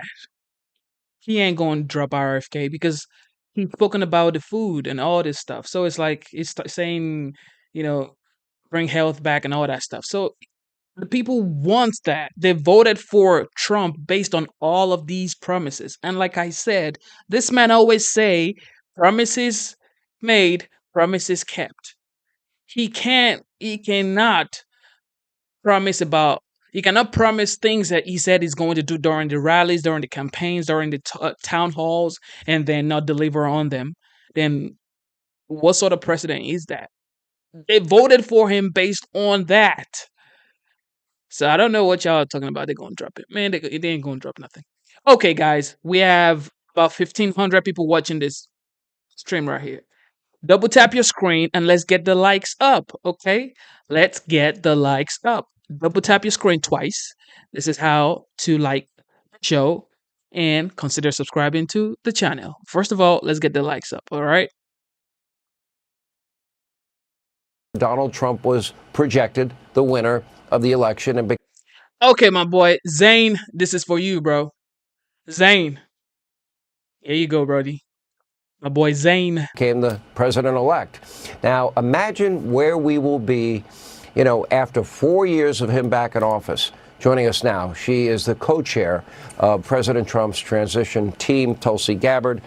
Will you think about going into the administration? I think you are a phenomenal asset in so many ways that I know that people may not know.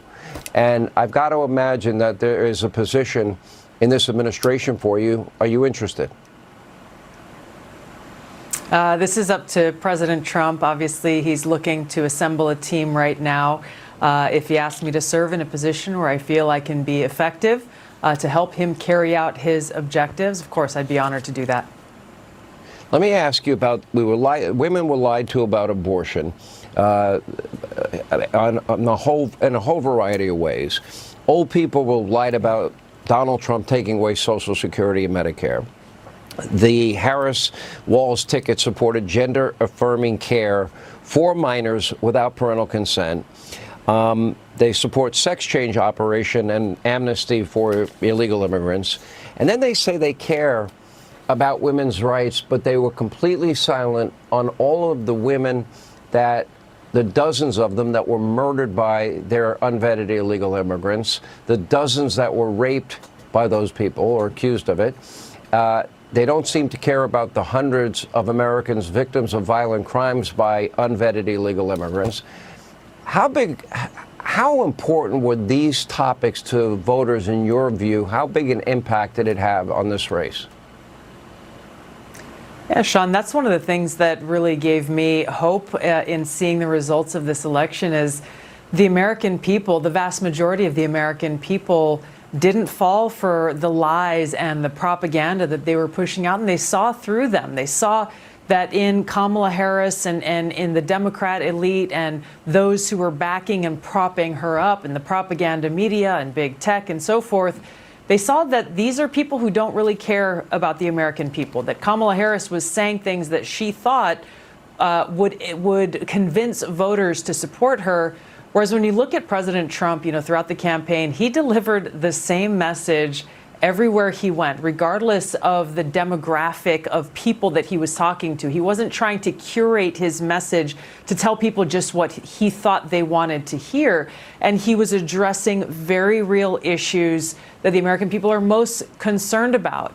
And so in the result of this election, we saw, of course, a vast majority of Americans placing their trust and confidence in President Trump, delivering a mandate and rejecting Kamala Harris's agenda of open borders, of censorship, of free speech, of freedom of religion, of crime in our communities, her agenda of continuing to wage stupid, costly, and unnecessary wars that are counterproductive to the interests of the American people, and instead embraced President Trump's vision and promise, rejecting the neocons and warmongers of Washington, promising to end wars and prevent World War III and nuclear war, bring our economy back to life, lower the cost of living, and make life better for the American people.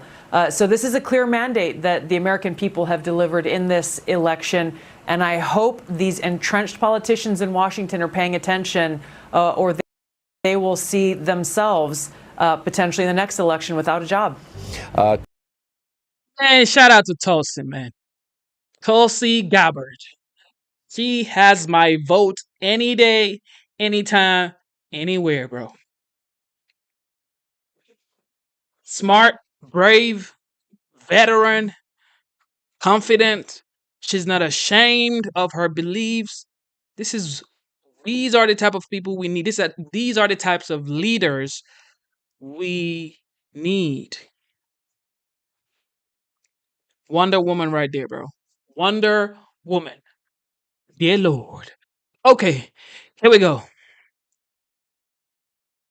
Now, people talking about illegals and legals. This is what CNN has to say about it. And of course, a representative from the Republican Party actually clears and set the record straight. Let's get it. By CNN's count, Republicans have now flipped 3 Senate seats with the potential of picking up another, setting themselves up to have at least 52 seats in the U.S. Senate. I'm joined now by one new member of that majority, Senator-elect Jim Banks of Indiana, who currently serves in the House. Congratulations, sir. Thank you so much for being here. Thank you. One of the top issues in your campaign was immigration and the border. What is the first thing that you want the president-elect to do? Well, I have no doubt. Donald Trump is going to be inaugurated on January 20th. He's going to hop in a car, drive down Pennsylvania Avenue, swing the door open of the Oval Office, and he's going to immediately sign executive orders to go back to the effective Trump policies like remain in Mexico, allow us again to build the wall at the southern border, and then end catch and release. And that's the perfect Trump formula to begin the process to secure the border. What's different about this time from last time is he's going to have backup in the Congress to support him to do it. And we will give him the funding that it takes to fully build the wall, to support our Border Patrol agents, to do their important work. But it's going to start with those executive orders on day one. Joe Biden overturned all of those Trump policies on his first day in office, and Donald Trump's going to immediately reverse that and go back to what we know will work. You told the Indy Star yesterday, quote, "We're going to begin the process of deporting the over 15 million illegals that have come into this country under Joe Biden's watch." First of all, just to better understand what the actual policy and how it's going to be executed will be, do you see all undocumented immigrants as should they all be kicked out of the country? Well, some conservative estimates say that there are at least 15 million illegals who have come into the country on Joe Biden's watch. And it's my hope that we deport every single one of them that we can. And it starts with deporting violent criminals who are in the United States, who came here illegally, who have committed violent crimes. And I think once you do that, President Trump is committed to making that his first and top priority when it comes to mass deportation. And then also on top of that, increase the penalties on businesses who hire illegals in our country and take away the incentive for them to be here and for them to come here. And I think many of them will leave on their own. But the mass deportation plan needs to be an immediate focus of the House and the Senate. I believe when the dust settles, we're going to have a even bigger majority in the House, still a slim majority, but a bigger majority by a couple of seats in the House. And we'll have the ability to work together in both chambers to fund the mass deportation effort and give the president the backup that he needs to make it happen. So just to be clear, I know you say that it would be the people who are criminals first, but then ultimately every undocumented immigrant in this country, even those who perhaps are deemed by their neighbors as contributing to society, or perhaps those who are married to American citizens or legal immigrants. That's it. Children, adults, older people, they all should be gone. The American people spoke loud and clear on Tuesday. They gave this president and Republicans a mandate to do everything that we can. The goal should be to deport every illegal in this country that we can find. And as I said a moment ago, if you take away the incentive for them to come here in the first place by turning up the pressure on those who employ illegals, then you've taken away the incentive. They're going to go back to where they came from. So you start with the violent criminals. That Americans are counting on President Trump and Republicans to send them back to reduce violent crime in this country. But I think the goal has to be, and the American people expect it to be, to deport those who came here illegally. And how does that work? I mean, that's a huge undertaking. How does that even actually work realistically? No doubt about it. President Trump said yesterday that it could be costly, but the American people deserve it to do everything that we can to return sanity back to this country. The money is one thing, but I'm talking about how does it work if you just pick Indiana, for example? How do you want the federal government to go about finding people and physically getting them out of the country? I don't think this is that complicated. I spoke with a local sheriff in Indiana earlier today who's ready.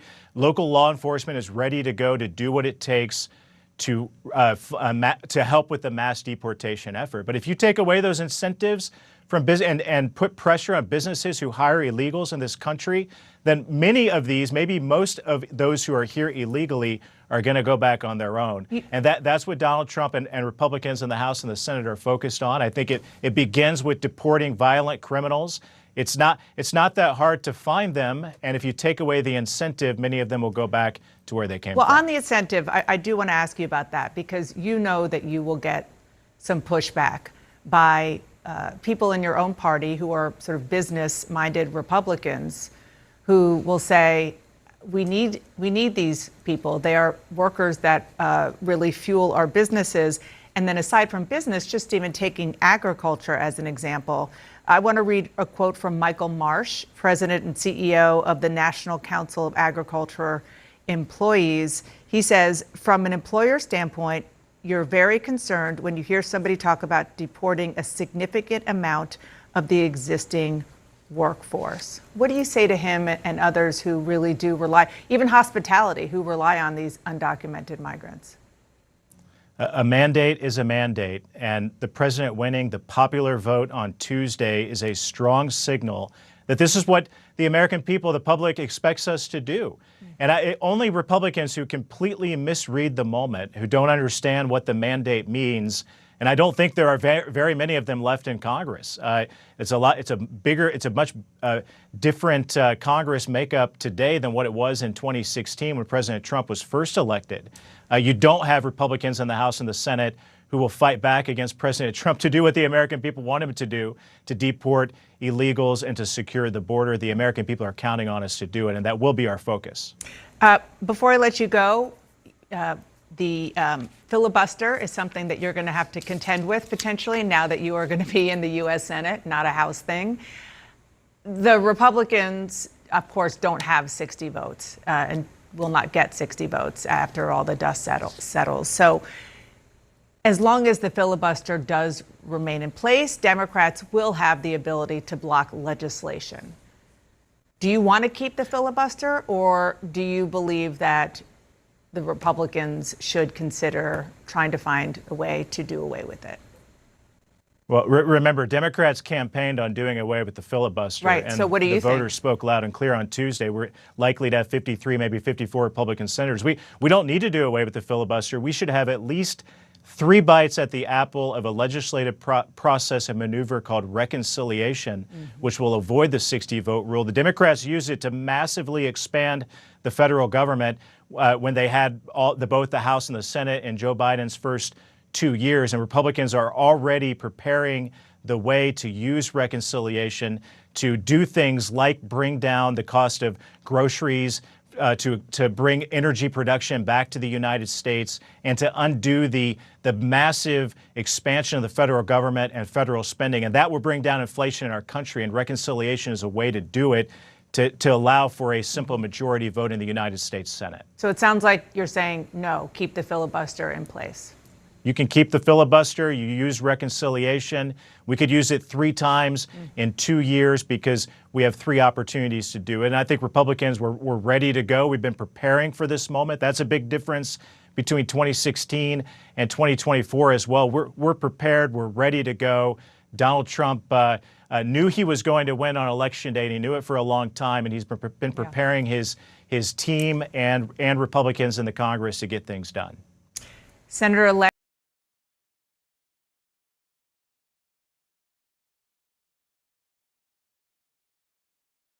He's been clear about this issue. My mic was off. And this is the number one issue that he's always spoken about, the border and what's actually going on with the people coming inside the country without, proper vetting. This is like the number one thing he campaigned on. You know what I mean? Like, this is the number one thing he campaigned on. And also, what is going on with Iranian plot to and the president-elect. What's going on? What's going on? DOJ charges 3 Iranian. What is going on, guys? This man needs to be protected, man. The Department of Justice has announced federal charges against 3 people in a thwarted Iranian plot to kill former President Donald Trump and President-elect before the presidential election.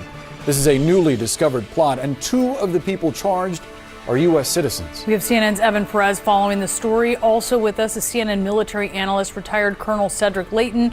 And first to you, Evan, what more are you hearing from the DOJ? Well, we know that 2 of these people are already in custody. These are people who were working with what the prosecutors say is an IRGC operative, essentially, somebody who recruited these folks when he was serving time in U.S. prison.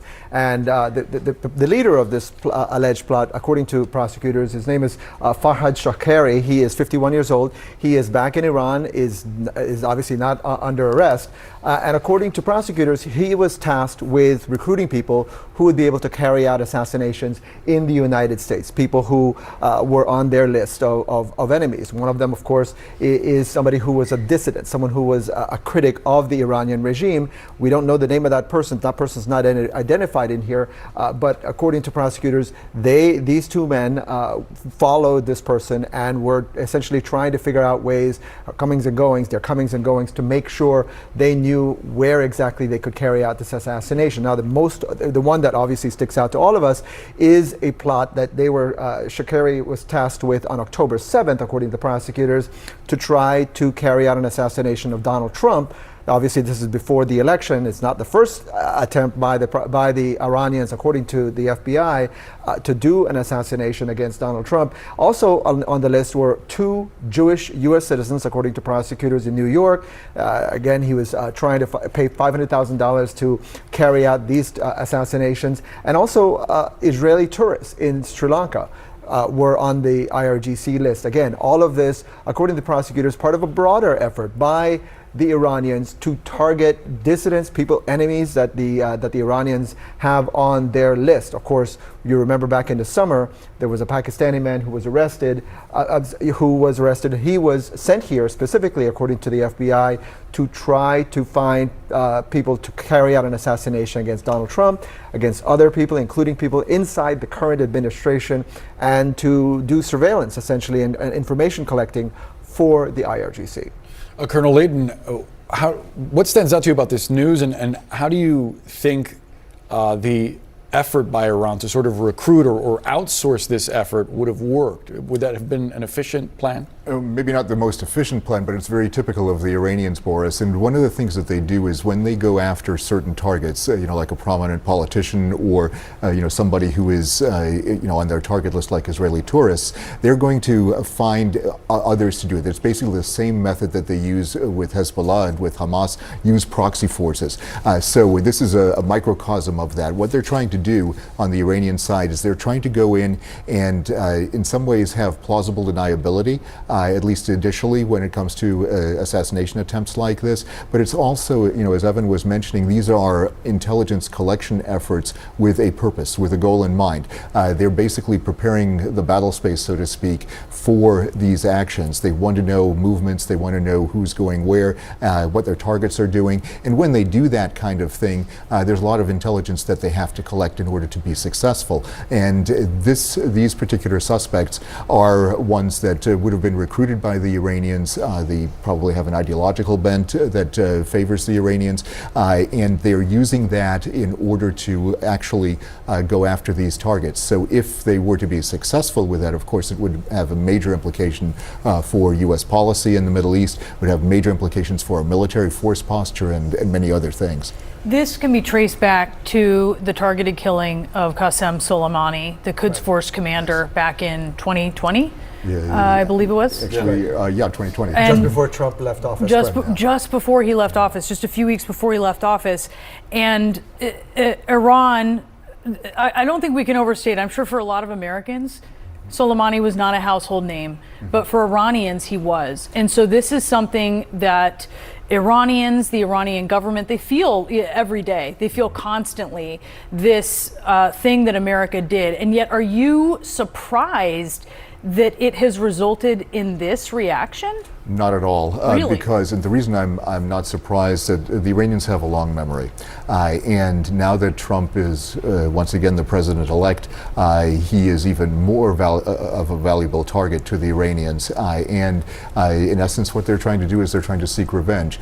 Killing Soleimani would have been like killing Colin Powell, something like that, on that level of magnitude. And the reason... When he was at his apex of power in government. Exactly, when he was at his apex of power in government. And if you do something like that, Trump ordered that killing, and the Iranians see that as being something that he is responsible for, and as a result of that, not only was Trump on the target list, but people like former National Security Advisor Bolton was also on that list, and has protection to this day because of that.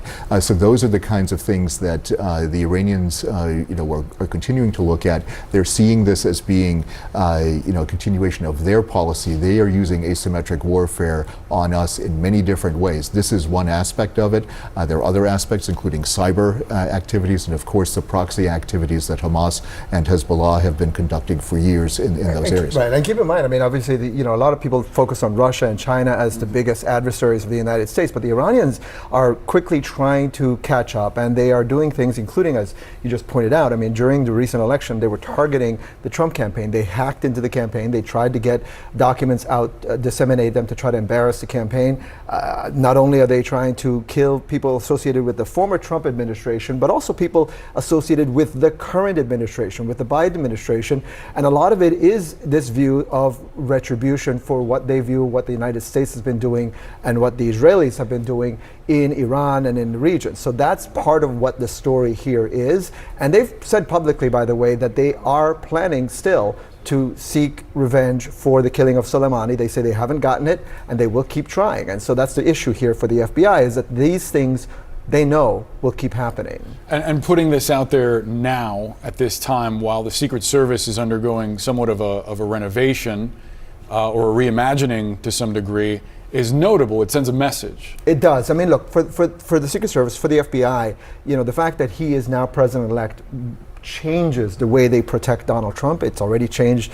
He's going to have military assets now to help protect him. So there is a lot more protection for Donald Trump. It was already changing after the second attempt on his life, and so obviously when he's president, you have even more protections, and that is going to change forever how they protect Donald Trump, because they know, as you pointed out, the Iranians have a long memory. They're not going to let this go, and as the former president, he has said that he wants to go after the Iranians in their pressure campaign. That's going to be part of his foreign policy coming when he takes office. All right, Evan, Colonel, thank you so much for both your insights in this very important breaking news. A newly disclosed plot that marks yet another alleged attempt on. That man needs to be protected, guys. Protect him and make sure he makes America great again, like he always says. Make America great again, guys. That's what he says. Okay. I mean, this shouldn't even be. I mean, they could try, but they can never succeed because America is the light of the world. This is what I believe. Protect the commander-in-chief, okay? Okay, so I don't know about you guys, but did you guys know that according to Newsweek, Hamas calls for immediate end to war after Trump's election win. Just being president-elect, okay? This is in that. He hasn't resumed office. He's not in office right now. He's just president-elect. Now, Hamas is calling for immediate end to war after Trump wins election. Man, let's listen to what Fox has to say. Double tap your screen twice to give this video a like. Let's get the likes up, guys. Let's get the likes up, guys. Let's get the likes up. Subscribe to the channel. Let's get it. Welcome back. Iran reportedly back on its heels after President-elect Trump's resounding victory. Trump reportedly planning to renew his maximum pressure campaign on Tehran. The Wall Street Journal writes this: Trump's approach to Iran is likely to be colored by the knowledge that its agents tried to assassinate him. People tend to take that stuff personally. Trump planning on increasing sanctions and choking off Iran's oil income. This comes as Iran's currency tanked to an all-time low on Wednesday following Trump's election win. Meanwhile, experts say Beijing is rattled by Trump's win as well. Xi Jinping even calling to congratulate Trump yesterday, saying China will work with the United States on the basis of mutual respect as tensions loom over Trump's tariff threats. Russian President Vladimir Putin also congratulating the incoming 47th president in his first public remarks since the U.S. election, saying Trump acted like a real man following the assassination attempt on his life and noting Russia is now open to dialogue with the United States. Interesting.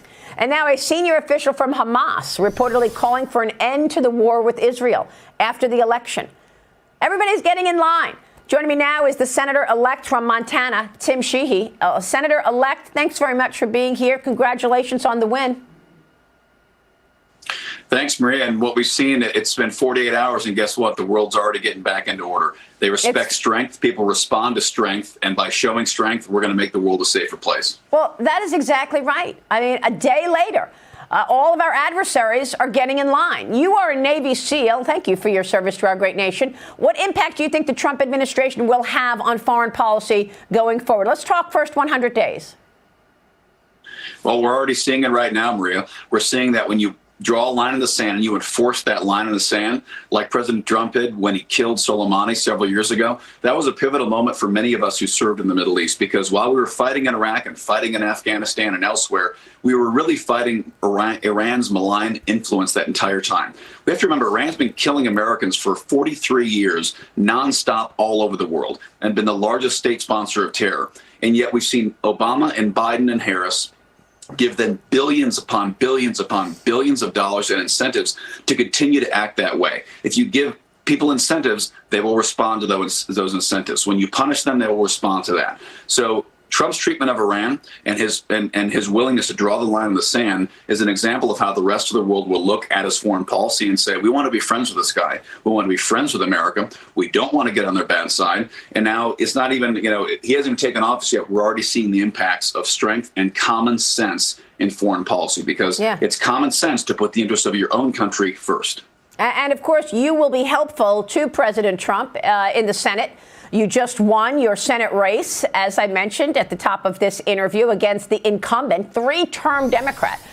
John Tester officially flipped red now in what some are saying is a mandate after President-elect Trump's victory. Senator-elect, I want to get your take on what I'm reading this morning, however, on the policies and what can get done. I'm reading a Piper Sandler report, and they write this: Trump does not come out of this election with the votes or the political capital to impose his will on Congress. We remain skeptical there will be a major tax cut or an expansionary fiscal policy. A cut in the corporate tax rate is highly unlikely because even with a few votes to spare in the Senate, almost everything will require 60 votes. The big exception is a budget package that can be passed under reconciliation. But let's talk about that, because Trump has a lot of tax proposals. Are you going to be able to get them over the finish line? Well, we'll have to see, obviously what the details of those are, but we're going to fight for it every step of the way. And I disagree with that statement in that report. There is a mandate. Coast to coast, we saw a mandate from Americans of all race, colors, creeds, classes across this nation. They repudiated the policies of the last 3.5 years. And those policies, as you know, spanned economic, cultural, foreign relations, military. The entire grab bag of ridiculous DEI America Last policies was thrown out the window on Tuesday, and America made clear that they want to get back to common sense. So I think there is a mandate. I think my win shows, a three-term incumbent by 8 points, Trump winning the popular vote and the Electoral College. So I think there is a mandate. There's no question we're going to have a challenge, arm wrestling and knife fighting in the Senate and the House, getting some of these policies through legislation. It's going to be tough. I don't think anyone thought it was going to be easy.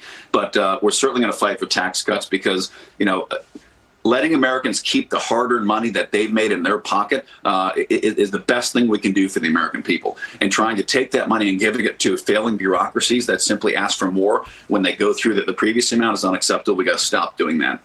We're going to make our government accountable financially. So where do you think the common ground is on some of Trump's policies that you think you will be able to get that 60 votes that you need?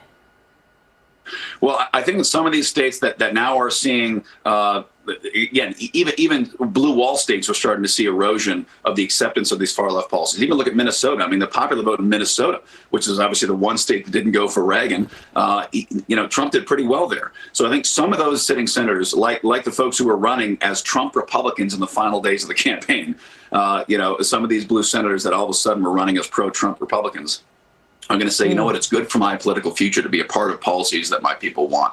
So I think some of those tax policies, obviously foreign policy, I think is something that most people can agree on has been a disaster in this administration. They don't want to see any more of this, from Afghanistan to Iran. They're going to try to unite on that. So I think the tax fights, it's going to be tough to get to the 60-vote threshold there.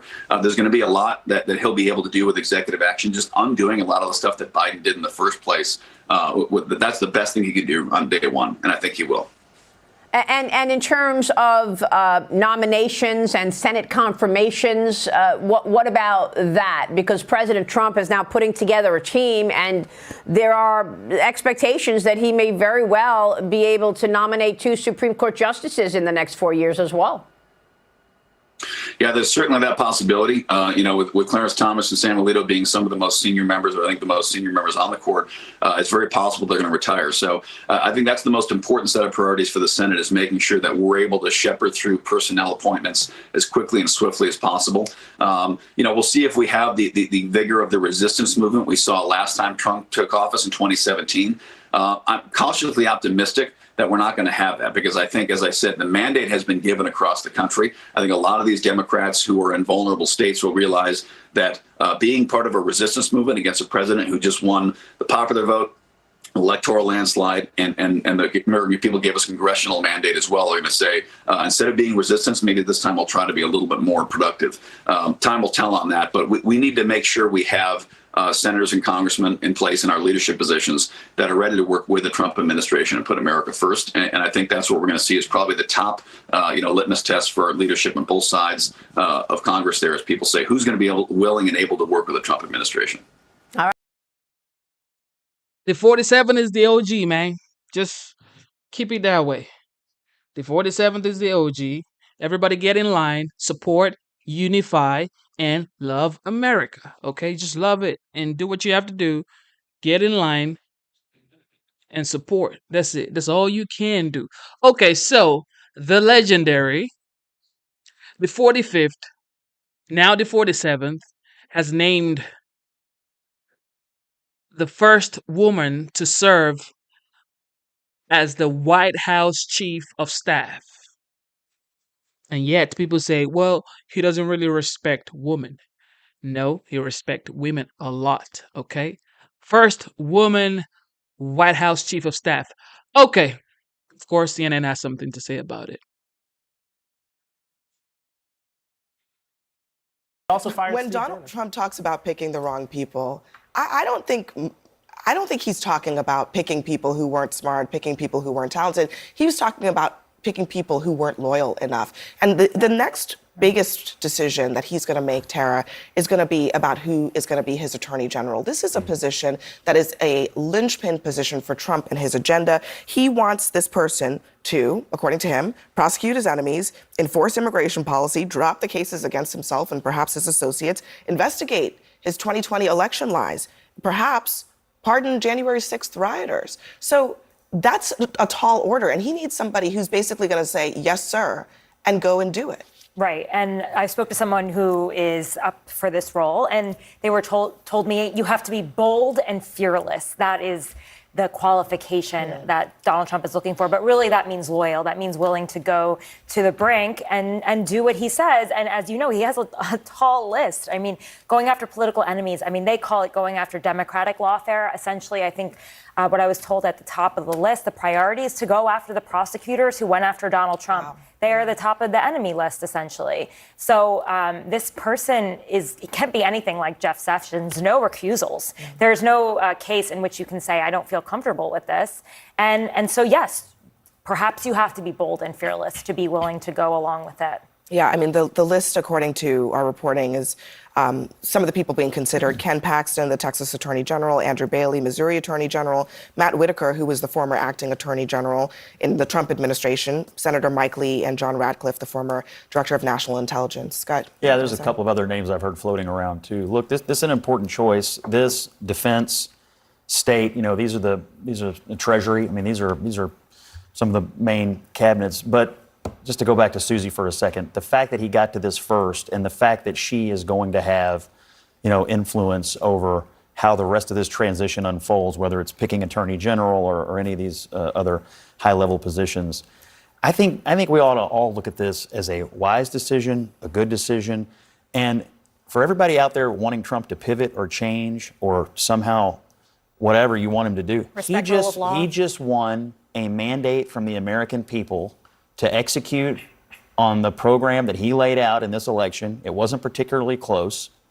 And I think he ought to put people in place who are going to do it. That's what the people are asking for. Who will go after his enemies? I mean, that's not what he ran on. Yes, he did. It is explicitly what he ran on. That's not what he ran on. Look at what he said in the past week. He literally said that he was going to exact vengeance. You still don't understand how you lost.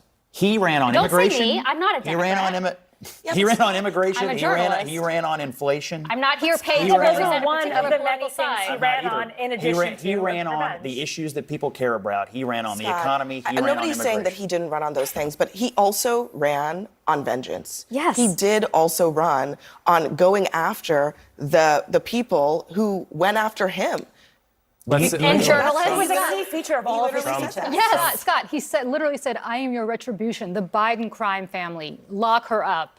Went after Sessions repeatedly for not doing what he wanted Sessions to do, which was to indict Hillary or whoever he wanted to indict. You can want his campaign to have been about, tax reform and things like that. That is not what he said on the stump. Time after time after time. Also he talked about going after his enemies. I'm heartened by the fact that the left still cannot figure this out. Even if you just take the January 6th part of it, he made that a big part of his campaign, that he would, if he were in power, pardon those people. You can't say that was not on the agenda. It absolutely was. What was the campaign about? Why did tens of millions of people... Okay, but do you think that he's going to do those other things when it comes to the Department of Justice? I don't... Man, the gaslighting from these people it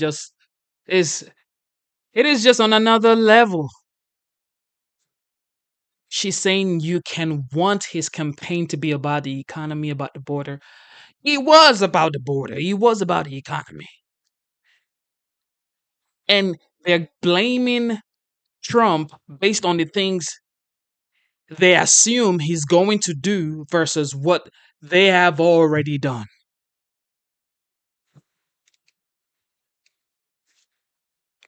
Dear Lord. I don't know what he's going to do. I A don't big talk part to of the him. campaign was being a victim. Like, that was a big part of it, was his victimhood. They're coming for you, but they're going to have to get through me. That was his whole line. That is all about the enemies list. That is all. I totally disagree. The deep state. This is the stuff that he talked about on the stump. Unless you just don't want to listen to him. Those are his own words. I listen plenty. Scott, if you believe that people who violated the Capitol on January 6th, committed a crime, which I would hope you would, because they weren't invited in the way they claimed they were, right? They were not there. They didn't go through security the way the rest of us have to go through to get into the Capitol. They were prosecuted. They were convicted.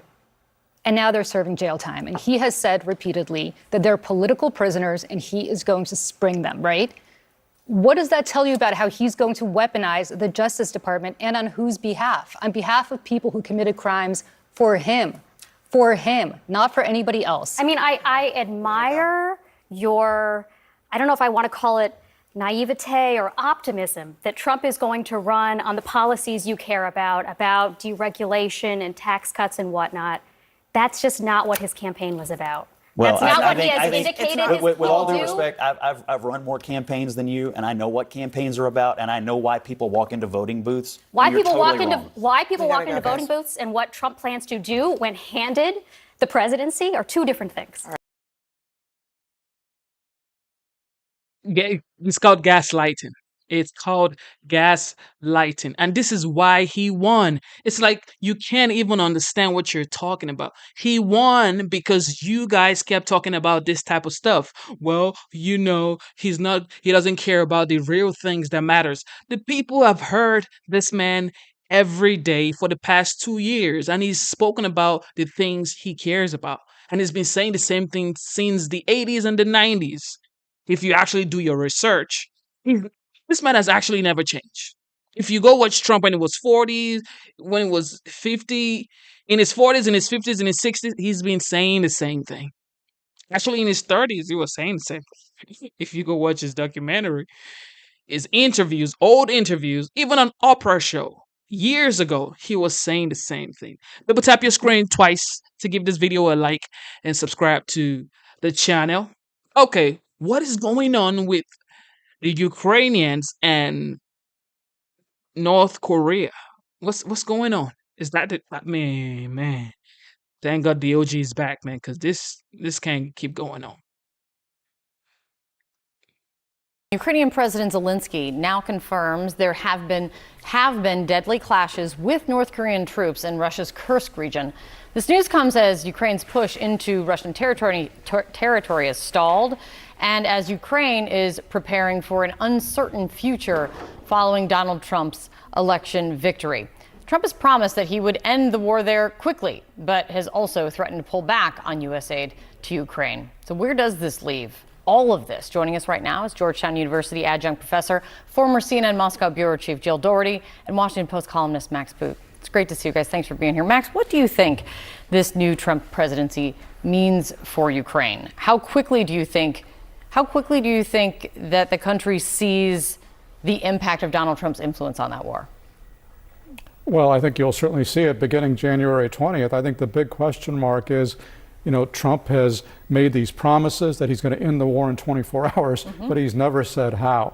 And certainly he can pressure Ukraine to make concessions to try to agree to a ceasefire in place with the Russians. But the issue is, why would the Russians agree? Because right now the Russian forces are actually advancing in Donetsk. And I'm sure from Putin's vantage point, he's looking at what's happening in Washington and saying, it's unlikely that a Republican Congress is going to continue funding Ukraine. So why would he be satisfied with only taking part of Ukraine? Why wouldn't he want to march on Kiev? And I think the challenge for Trump is going to be not just how to coerce Zelensky, but how do you coerce Putin? And I think the best way to do that actually would be to make clear that if Putin does not agree to this, to end the war, that Trump will radically increase weapons deliveries to Ukraine. That's how he can actually create pressure for an actual settlement. But whether he'll do that or not, who knows?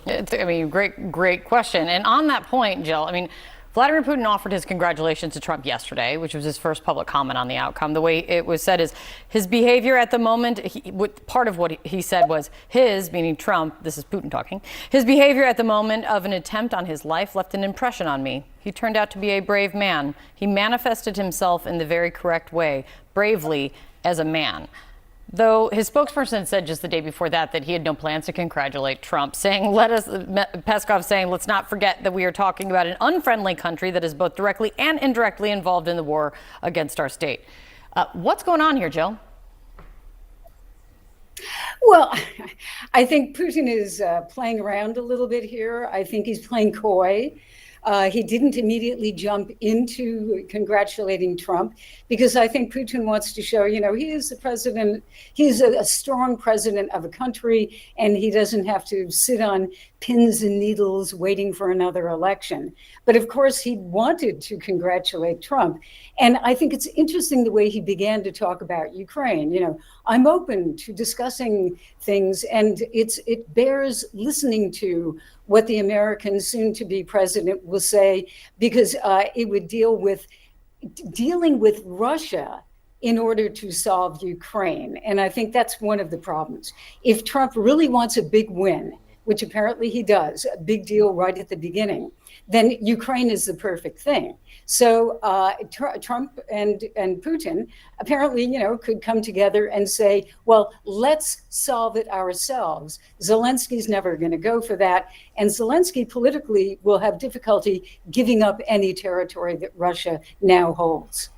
Yeah. And Max, You wrote about, I think it was just a couple days before the election in one column, you wrote that if Trump were to win next week, he's likely to do great damage to the U.S. military just when it is needed more than ever to protect the United States and its allies from looming threats abroad. And just this morning, I thought about this because this morning I also saw in the Washington Post new reporting that the Pentagon is preparing for anticipating a major upheaval now. I mean, that could be in many aspects, but also including the fear of, will he follow through on the threat and promise of using the U.S. military on American citizens to root out the enemy from within? I mean, what do you think this could mean for the military? Well, it certainly creates huge dangers to military professionalism and their apolitical nature if he in fact demands personal loyalty from generals, as he said that he wants, or if he uses the military against the quote unquote enemy from within. And you could imagine the military being used as part of these roundups of undocumented migrants that Trump has threatened. And there could be massive protests after that. You could imagine that Trump demanding the military be deployed for those purposes. I think this is a very perilous moment for the U.S. military. And I think it's going to be very important who Trump appoints as Secretary of Defense, who the Senate confirms. I hope it will be somebody who is pretty mainstream and moderate, understands the need to keep the military out of politics, understands the need for the military to respect the Constitution and not simply to follow orders, whatever they may be. And I think it's going to be a time of testing, I think, for leaders of the military, such as they haven't seen at least since the last Trump term. And Jill, when it comes to the relationship between Trump and Putin and what it's really going to be this time around, I mean, we've heard Donald Trump for years during his time and when he left office, just heaping compliments on how Putin rules, and it's not just Ukraine, it's the impact in Syria, it's Iran, it's North Korea. So what are you watching for to find out how this really is going to go, this relationship? Well, looking at Putin, yes, of course, Russia wanted Trump to win. There's no question. But that said, I don't think that Putin looks at Trump as at all predictable. There is a kind of a strain of saying, well, we're still at war with the United States right now over Ukraine. And there's a little bit, 10% maybe, of lack of trust of what Trump will actually do, because he has reversed himself in some ways. So I think I'm going to watch Putin and what he says literally, because he always hints at certain major things by talking directly about them. So it's going to be extremely interesting to watch. I don't think there's a lot of trust either on Putin's side. Yeah. Jill, great to see you. Thank you. Max, it's great to see you as well. Thank you very much. During a forum in Sochi, President Putin also said he'd be willing to talk to Donald Trump because his comments on Russia's war in Ukraine deserve attention.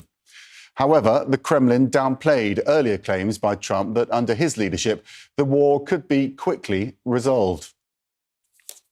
We proposed something in order to solve the Ukrainian crisis, even before his inauguration. Of course, there was a little bit over-exaggeration that you would be able to do it overnight. Certainly, there's nothing that can heal this problem overnight. Sinus Replikun is following all of this live from Berlin. I guess what we've got here is if President Trump is going to find some sort of negotiated solution, then both sides need to get their positions clear before they go into that. What do you guys think is going to happen with this Ukraine and Russia situation? What do you think? Because definitely, Putin is like, I'm ready to talk to Trump.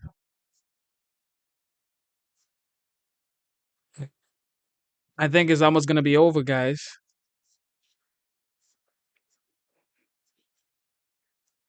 I think it's almost going to be over.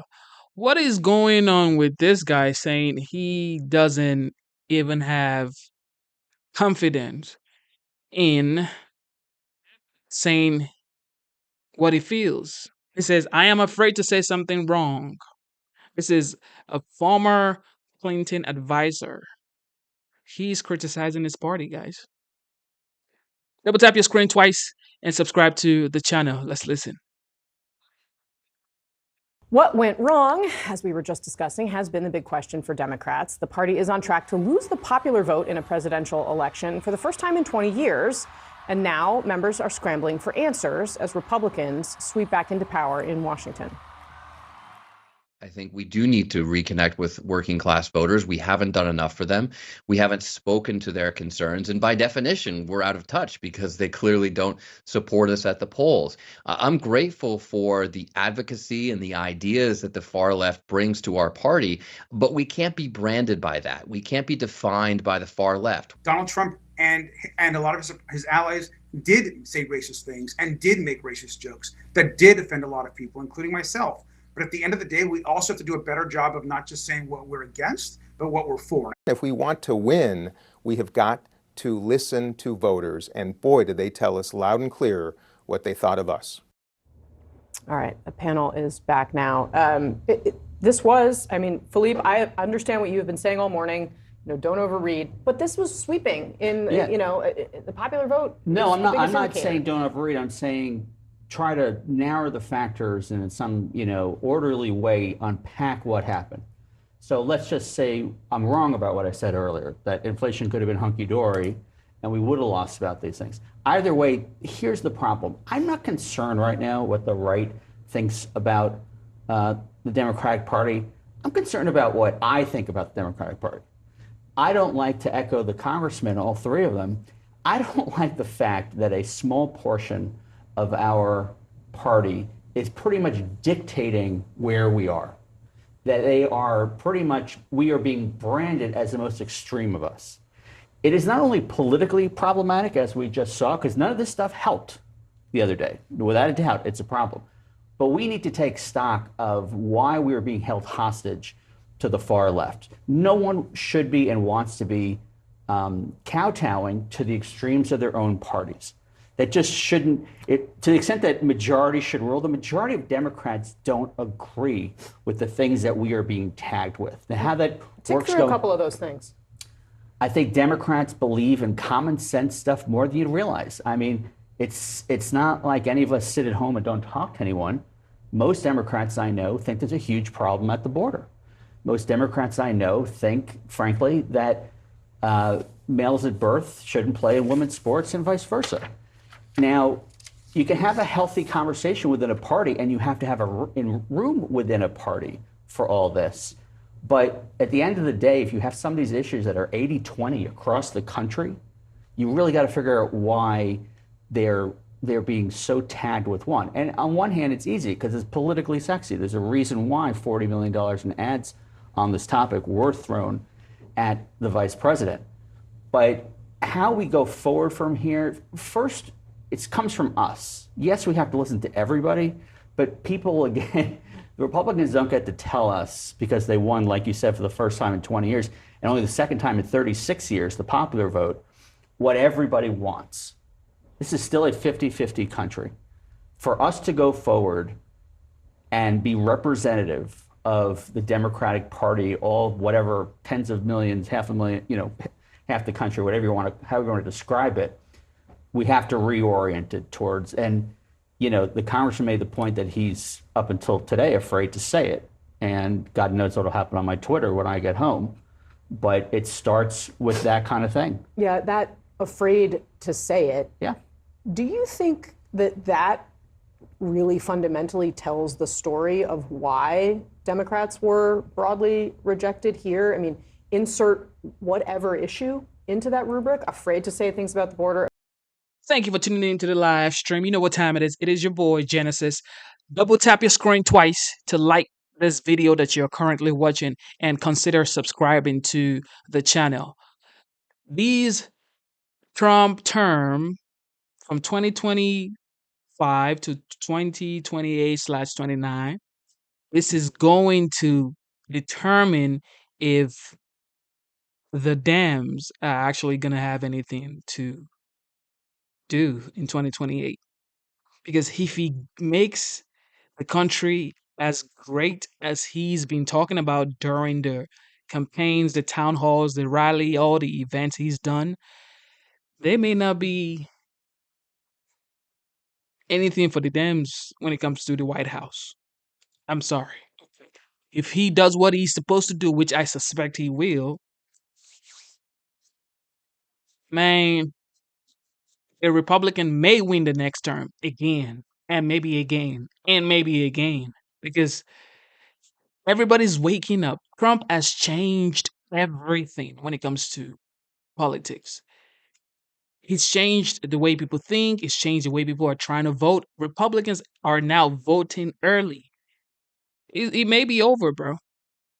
About trans rights, but some of these other cultural things. Well, I mean, the border is not fair because the border is a wicked problem with legitimate differences of opinion, and frankly, no one's had a particularly good answer to it, and I don't think Donald Trump in his second try is going to have a good one.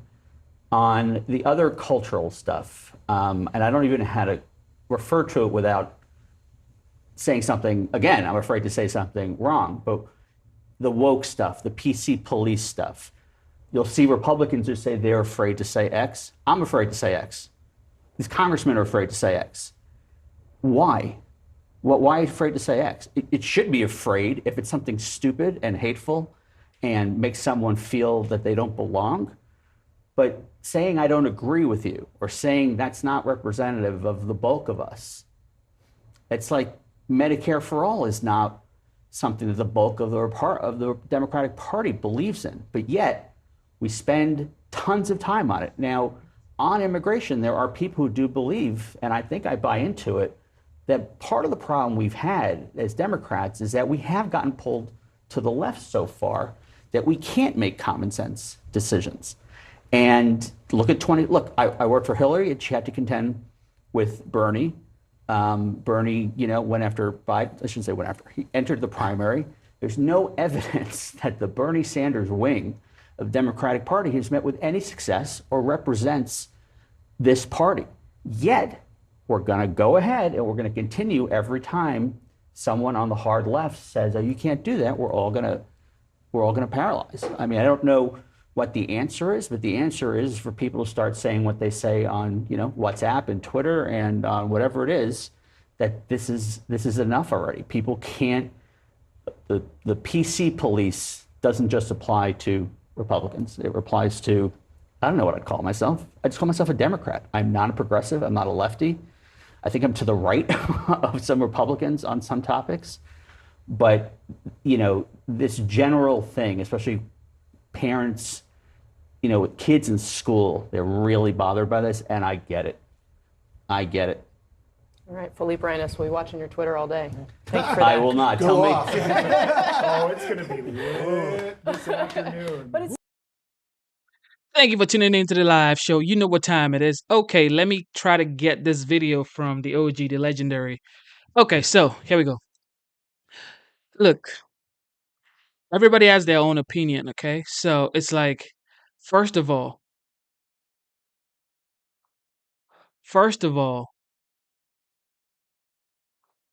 who do you think is going to be up for 2028 presidential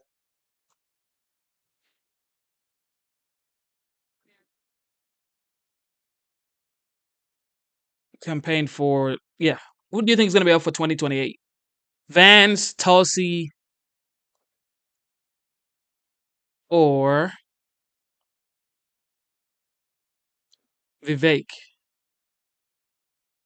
I'm trying to get this video so we can watch it. Give me a moment. Okay, guys. Let me know in the chat.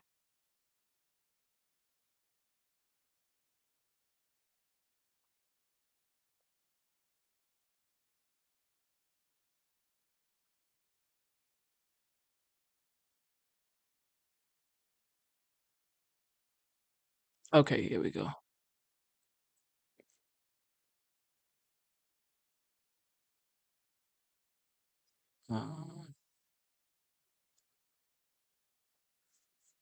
If Tulsi runs, she has my vote. No question. I'm not even. We ain't even. That's not even a conversation. I am trying to get this video.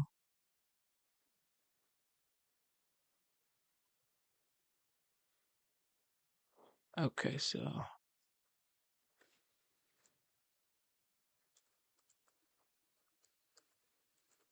All right.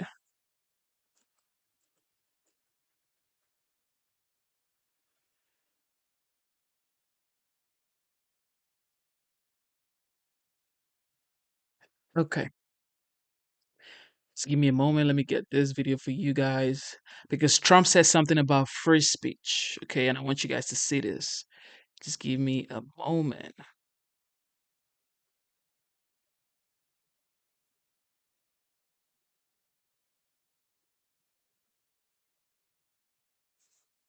All right.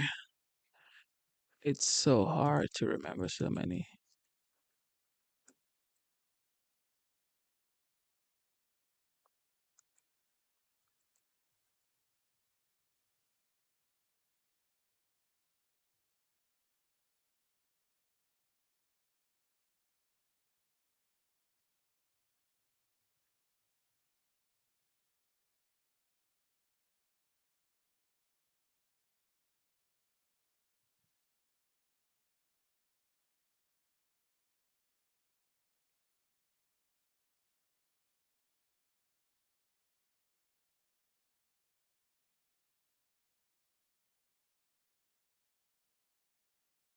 All right.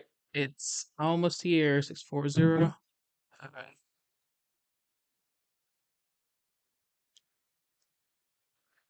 All right, here we go.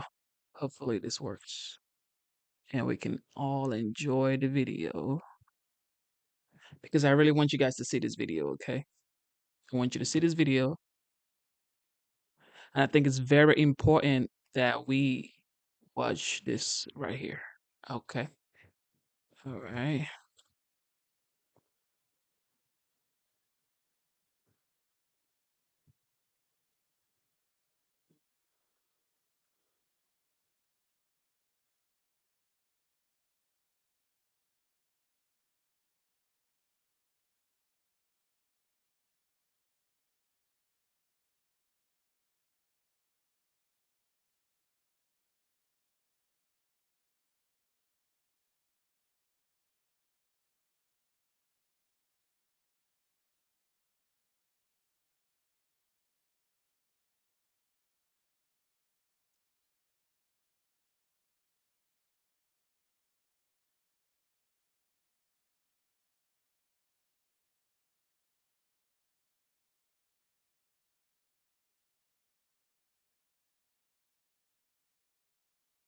So would you just show? It is allowed to perish, then the rest of our rights and liberties will topple, just like dominoes, one by one. They'll go down. That's why today I'm announcing my plan to shatter the left-wing censorship regime and to reclaim the right to free speech for all Americans. And reclaim is a very important word in this case because they've taken it away. In recent weeks, bombshell reports have confirmed that a sinister group of deep state bureaucrats, Silicon Valley tyrants, left-wing activists, and depraved corporate news media have been conspiring to manipulate and silence the American people.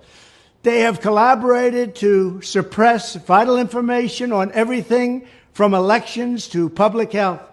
The censorship cartel must be dismantled and destroyed, and it must happen immediately. And here's my plan. First, within hours of my inauguration, I will sign an executive order banning any federal department or agency from colluding with any organization, business, or person to censor, limit, categorize, or impede the lawful speech of American citizens. I will then ban federal money from being used to label domestic speech as mis- or disinformation.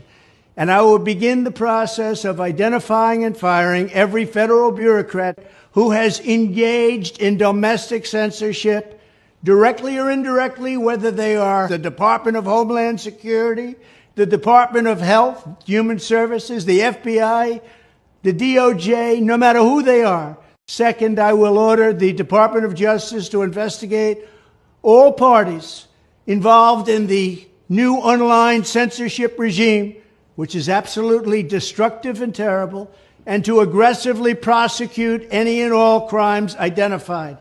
These include possible violations of federal civil rights law, campaign finance laws, federal election law, securities law, and antitrust laws, the Hatch Act, and a host of other potential criminal, civil, regulatory, and constitutional offenses.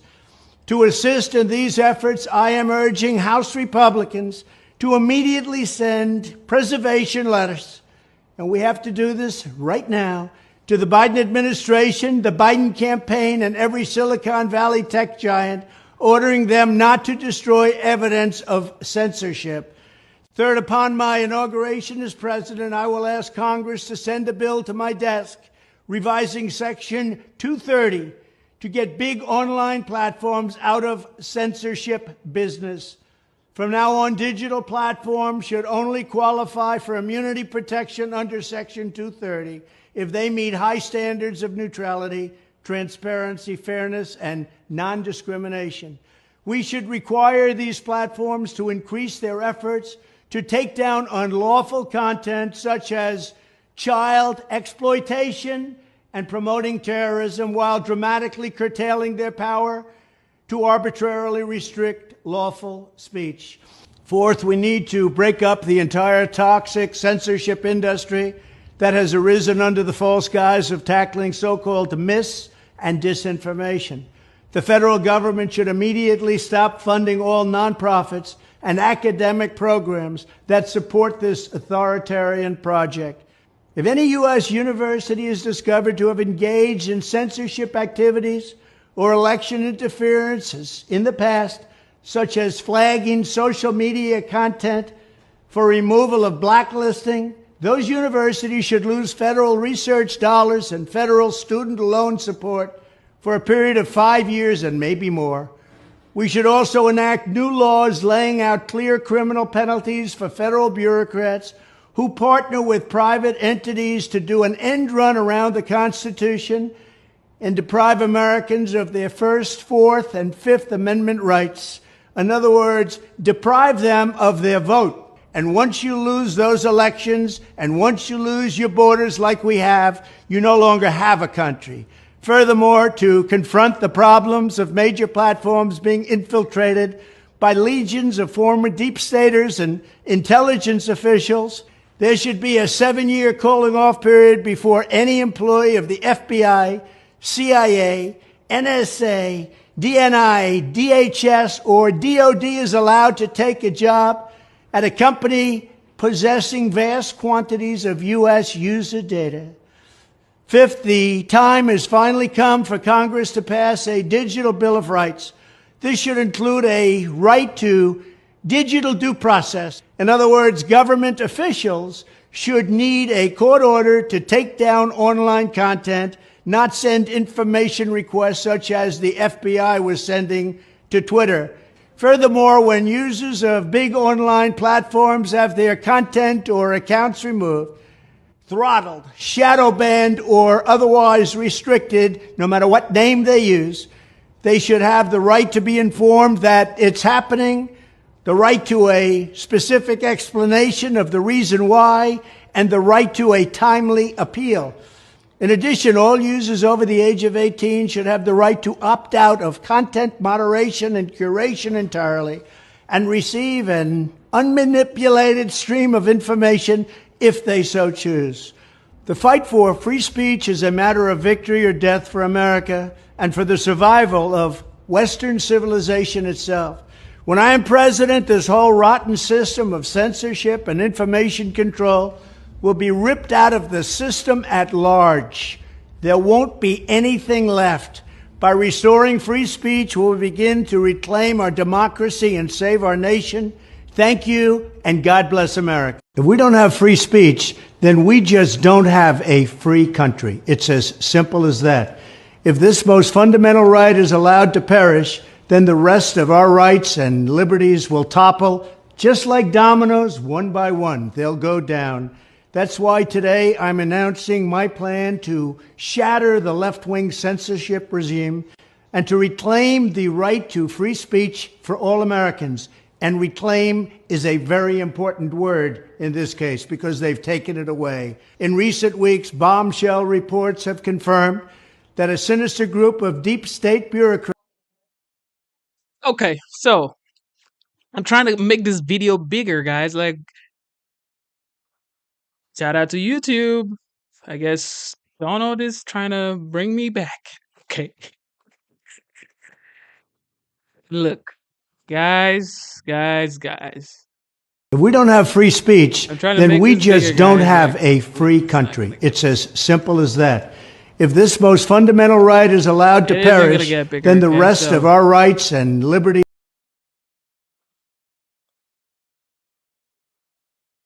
If we don't have free speech, then we just don't have a free country. It's as simple give as me a that. moment, let me see. If this most fundamental right is allowed to perish,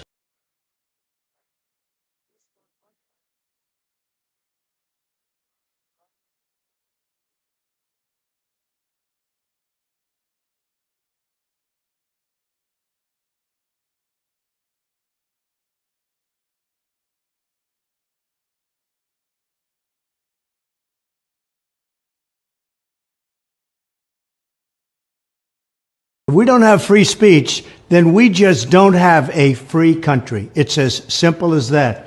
If this most fundamental right is allowed to perish, then the rest of our rights and liberties will topple just like dominoes, one by one. They'll go down. That's why today I'm announcing my plan to shatter the left-wing censorship regime and to reclaim the right to free speech for all Americans. And reclaim is a very important word in this case because they've taken it away. In recent weeks, bombshell reports have confirmed that a sinister group of deep state bureaucrats, Silicon Valley tyrants, left-wing activists, and depraved corporate news media have been conspiring to manipulate and silence the American people. They have collaborated to suppress vital information on everything from elections to public health. The censorship cartel must be dismantled and destroyed, and it must happen immediately. And here's my plan. First, within hours of my inauguration, I will sign an executive order banning any federal department or agency from colluding with any organization, business, or person to censor, limit, categorize, or impede the lawful speech of American citizens. I will then ban federal money from being used to label domestic speech as mis- or disinformation. And I will begin the process of identifying and firing every federal bureaucrat who has engaged in domestic censorship, directly or indirectly, whether they are the Department of Homeland Security, the Department of Health, Human Services, the FBI, the DOJ, no matter who they are. Second, I will order the Department of Justice to investigate all parties involved in the new online censorship regime, which is absolutely destructive and terrible, and to aggressively prosecute any and all crimes identified. These include possible violations of federal civil rights law, campaign finance laws, federal election law, securities law, and antitrust laws, the Hatch Act, and a host of other potential criminal, civil, regulatory, and constitutional offenses. To assist in these efforts, I am urging House Republicans to immediately send preservation letters, and we have to do this right now, to the Biden administration, the Biden campaign, and every Silicon Valley tech giant, ordering them not to destroy evidence of censorship. Third, upon my inauguration as president, I will ask Congress to send a bill to my desk revising Section 230 to get big online platforms out of censorship business. From now on, digital platforms should only qualify for immunity protection under Section 230 if they meet high standards of neutrality, transparency, fairness, and non-discrimination. We should require these platforms to increase their efforts to take down unlawful content such as child exploitation and promoting terrorism, while dramatically curtailing their power to arbitrarily restrict lawful speech. Fourth, we need to break up the entire toxic censorship industry that has arisen under the false guise of tackling so-called mis- and disinformation. The federal government should immediately stop funding all nonprofits and academic programs that support this authoritarian project. If any U.S. university is discovered to have engaged in censorship activities or election interferences in the past, such as flagging social media content for removal of blacklisting, those universities should lose federal research dollars and federal student loan support for a period of 5 years and maybe more. We should also enact new laws laying out clear criminal penalties for federal bureaucrats who partner with private entities to do an end run around the Constitution and deprive Americans of their First, Fourth, and Fifth Amendment rights. In other words, deprive them of their vote. And once you lose those elections, and once you lose your borders like we have, you no longer have a country. Furthermore, to confront the problems of major platforms being infiltrated by legions of former deep staters and intelligence officials, there should be a 7-year calling off period before any employee of the FBI, CIA, NSA, DNI, DHS, or DOD is allowed to take a job at a company possessing vast quantities of U.S. user data. Fifth, the time has finally come for Congress to pass a digital Bill of Rights. This should include a right to digital due process. In other words, government officials should need a court order to take down online content, not send information requests such as the FBI was sending to Twitter. Furthermore, when users of big online platforms have their content or accounts removed, throttled, shadow banned, or otherwise restricted, no matter what name they use, they should have the right to be informed that it's happening, the right to a specific explanation of the reason why, and the right to a timely appeal. In addition, all users over the age of 18 should have the right to opt out of content moderation and curation entirely and receive an unmanipulated stream of information if they so choose.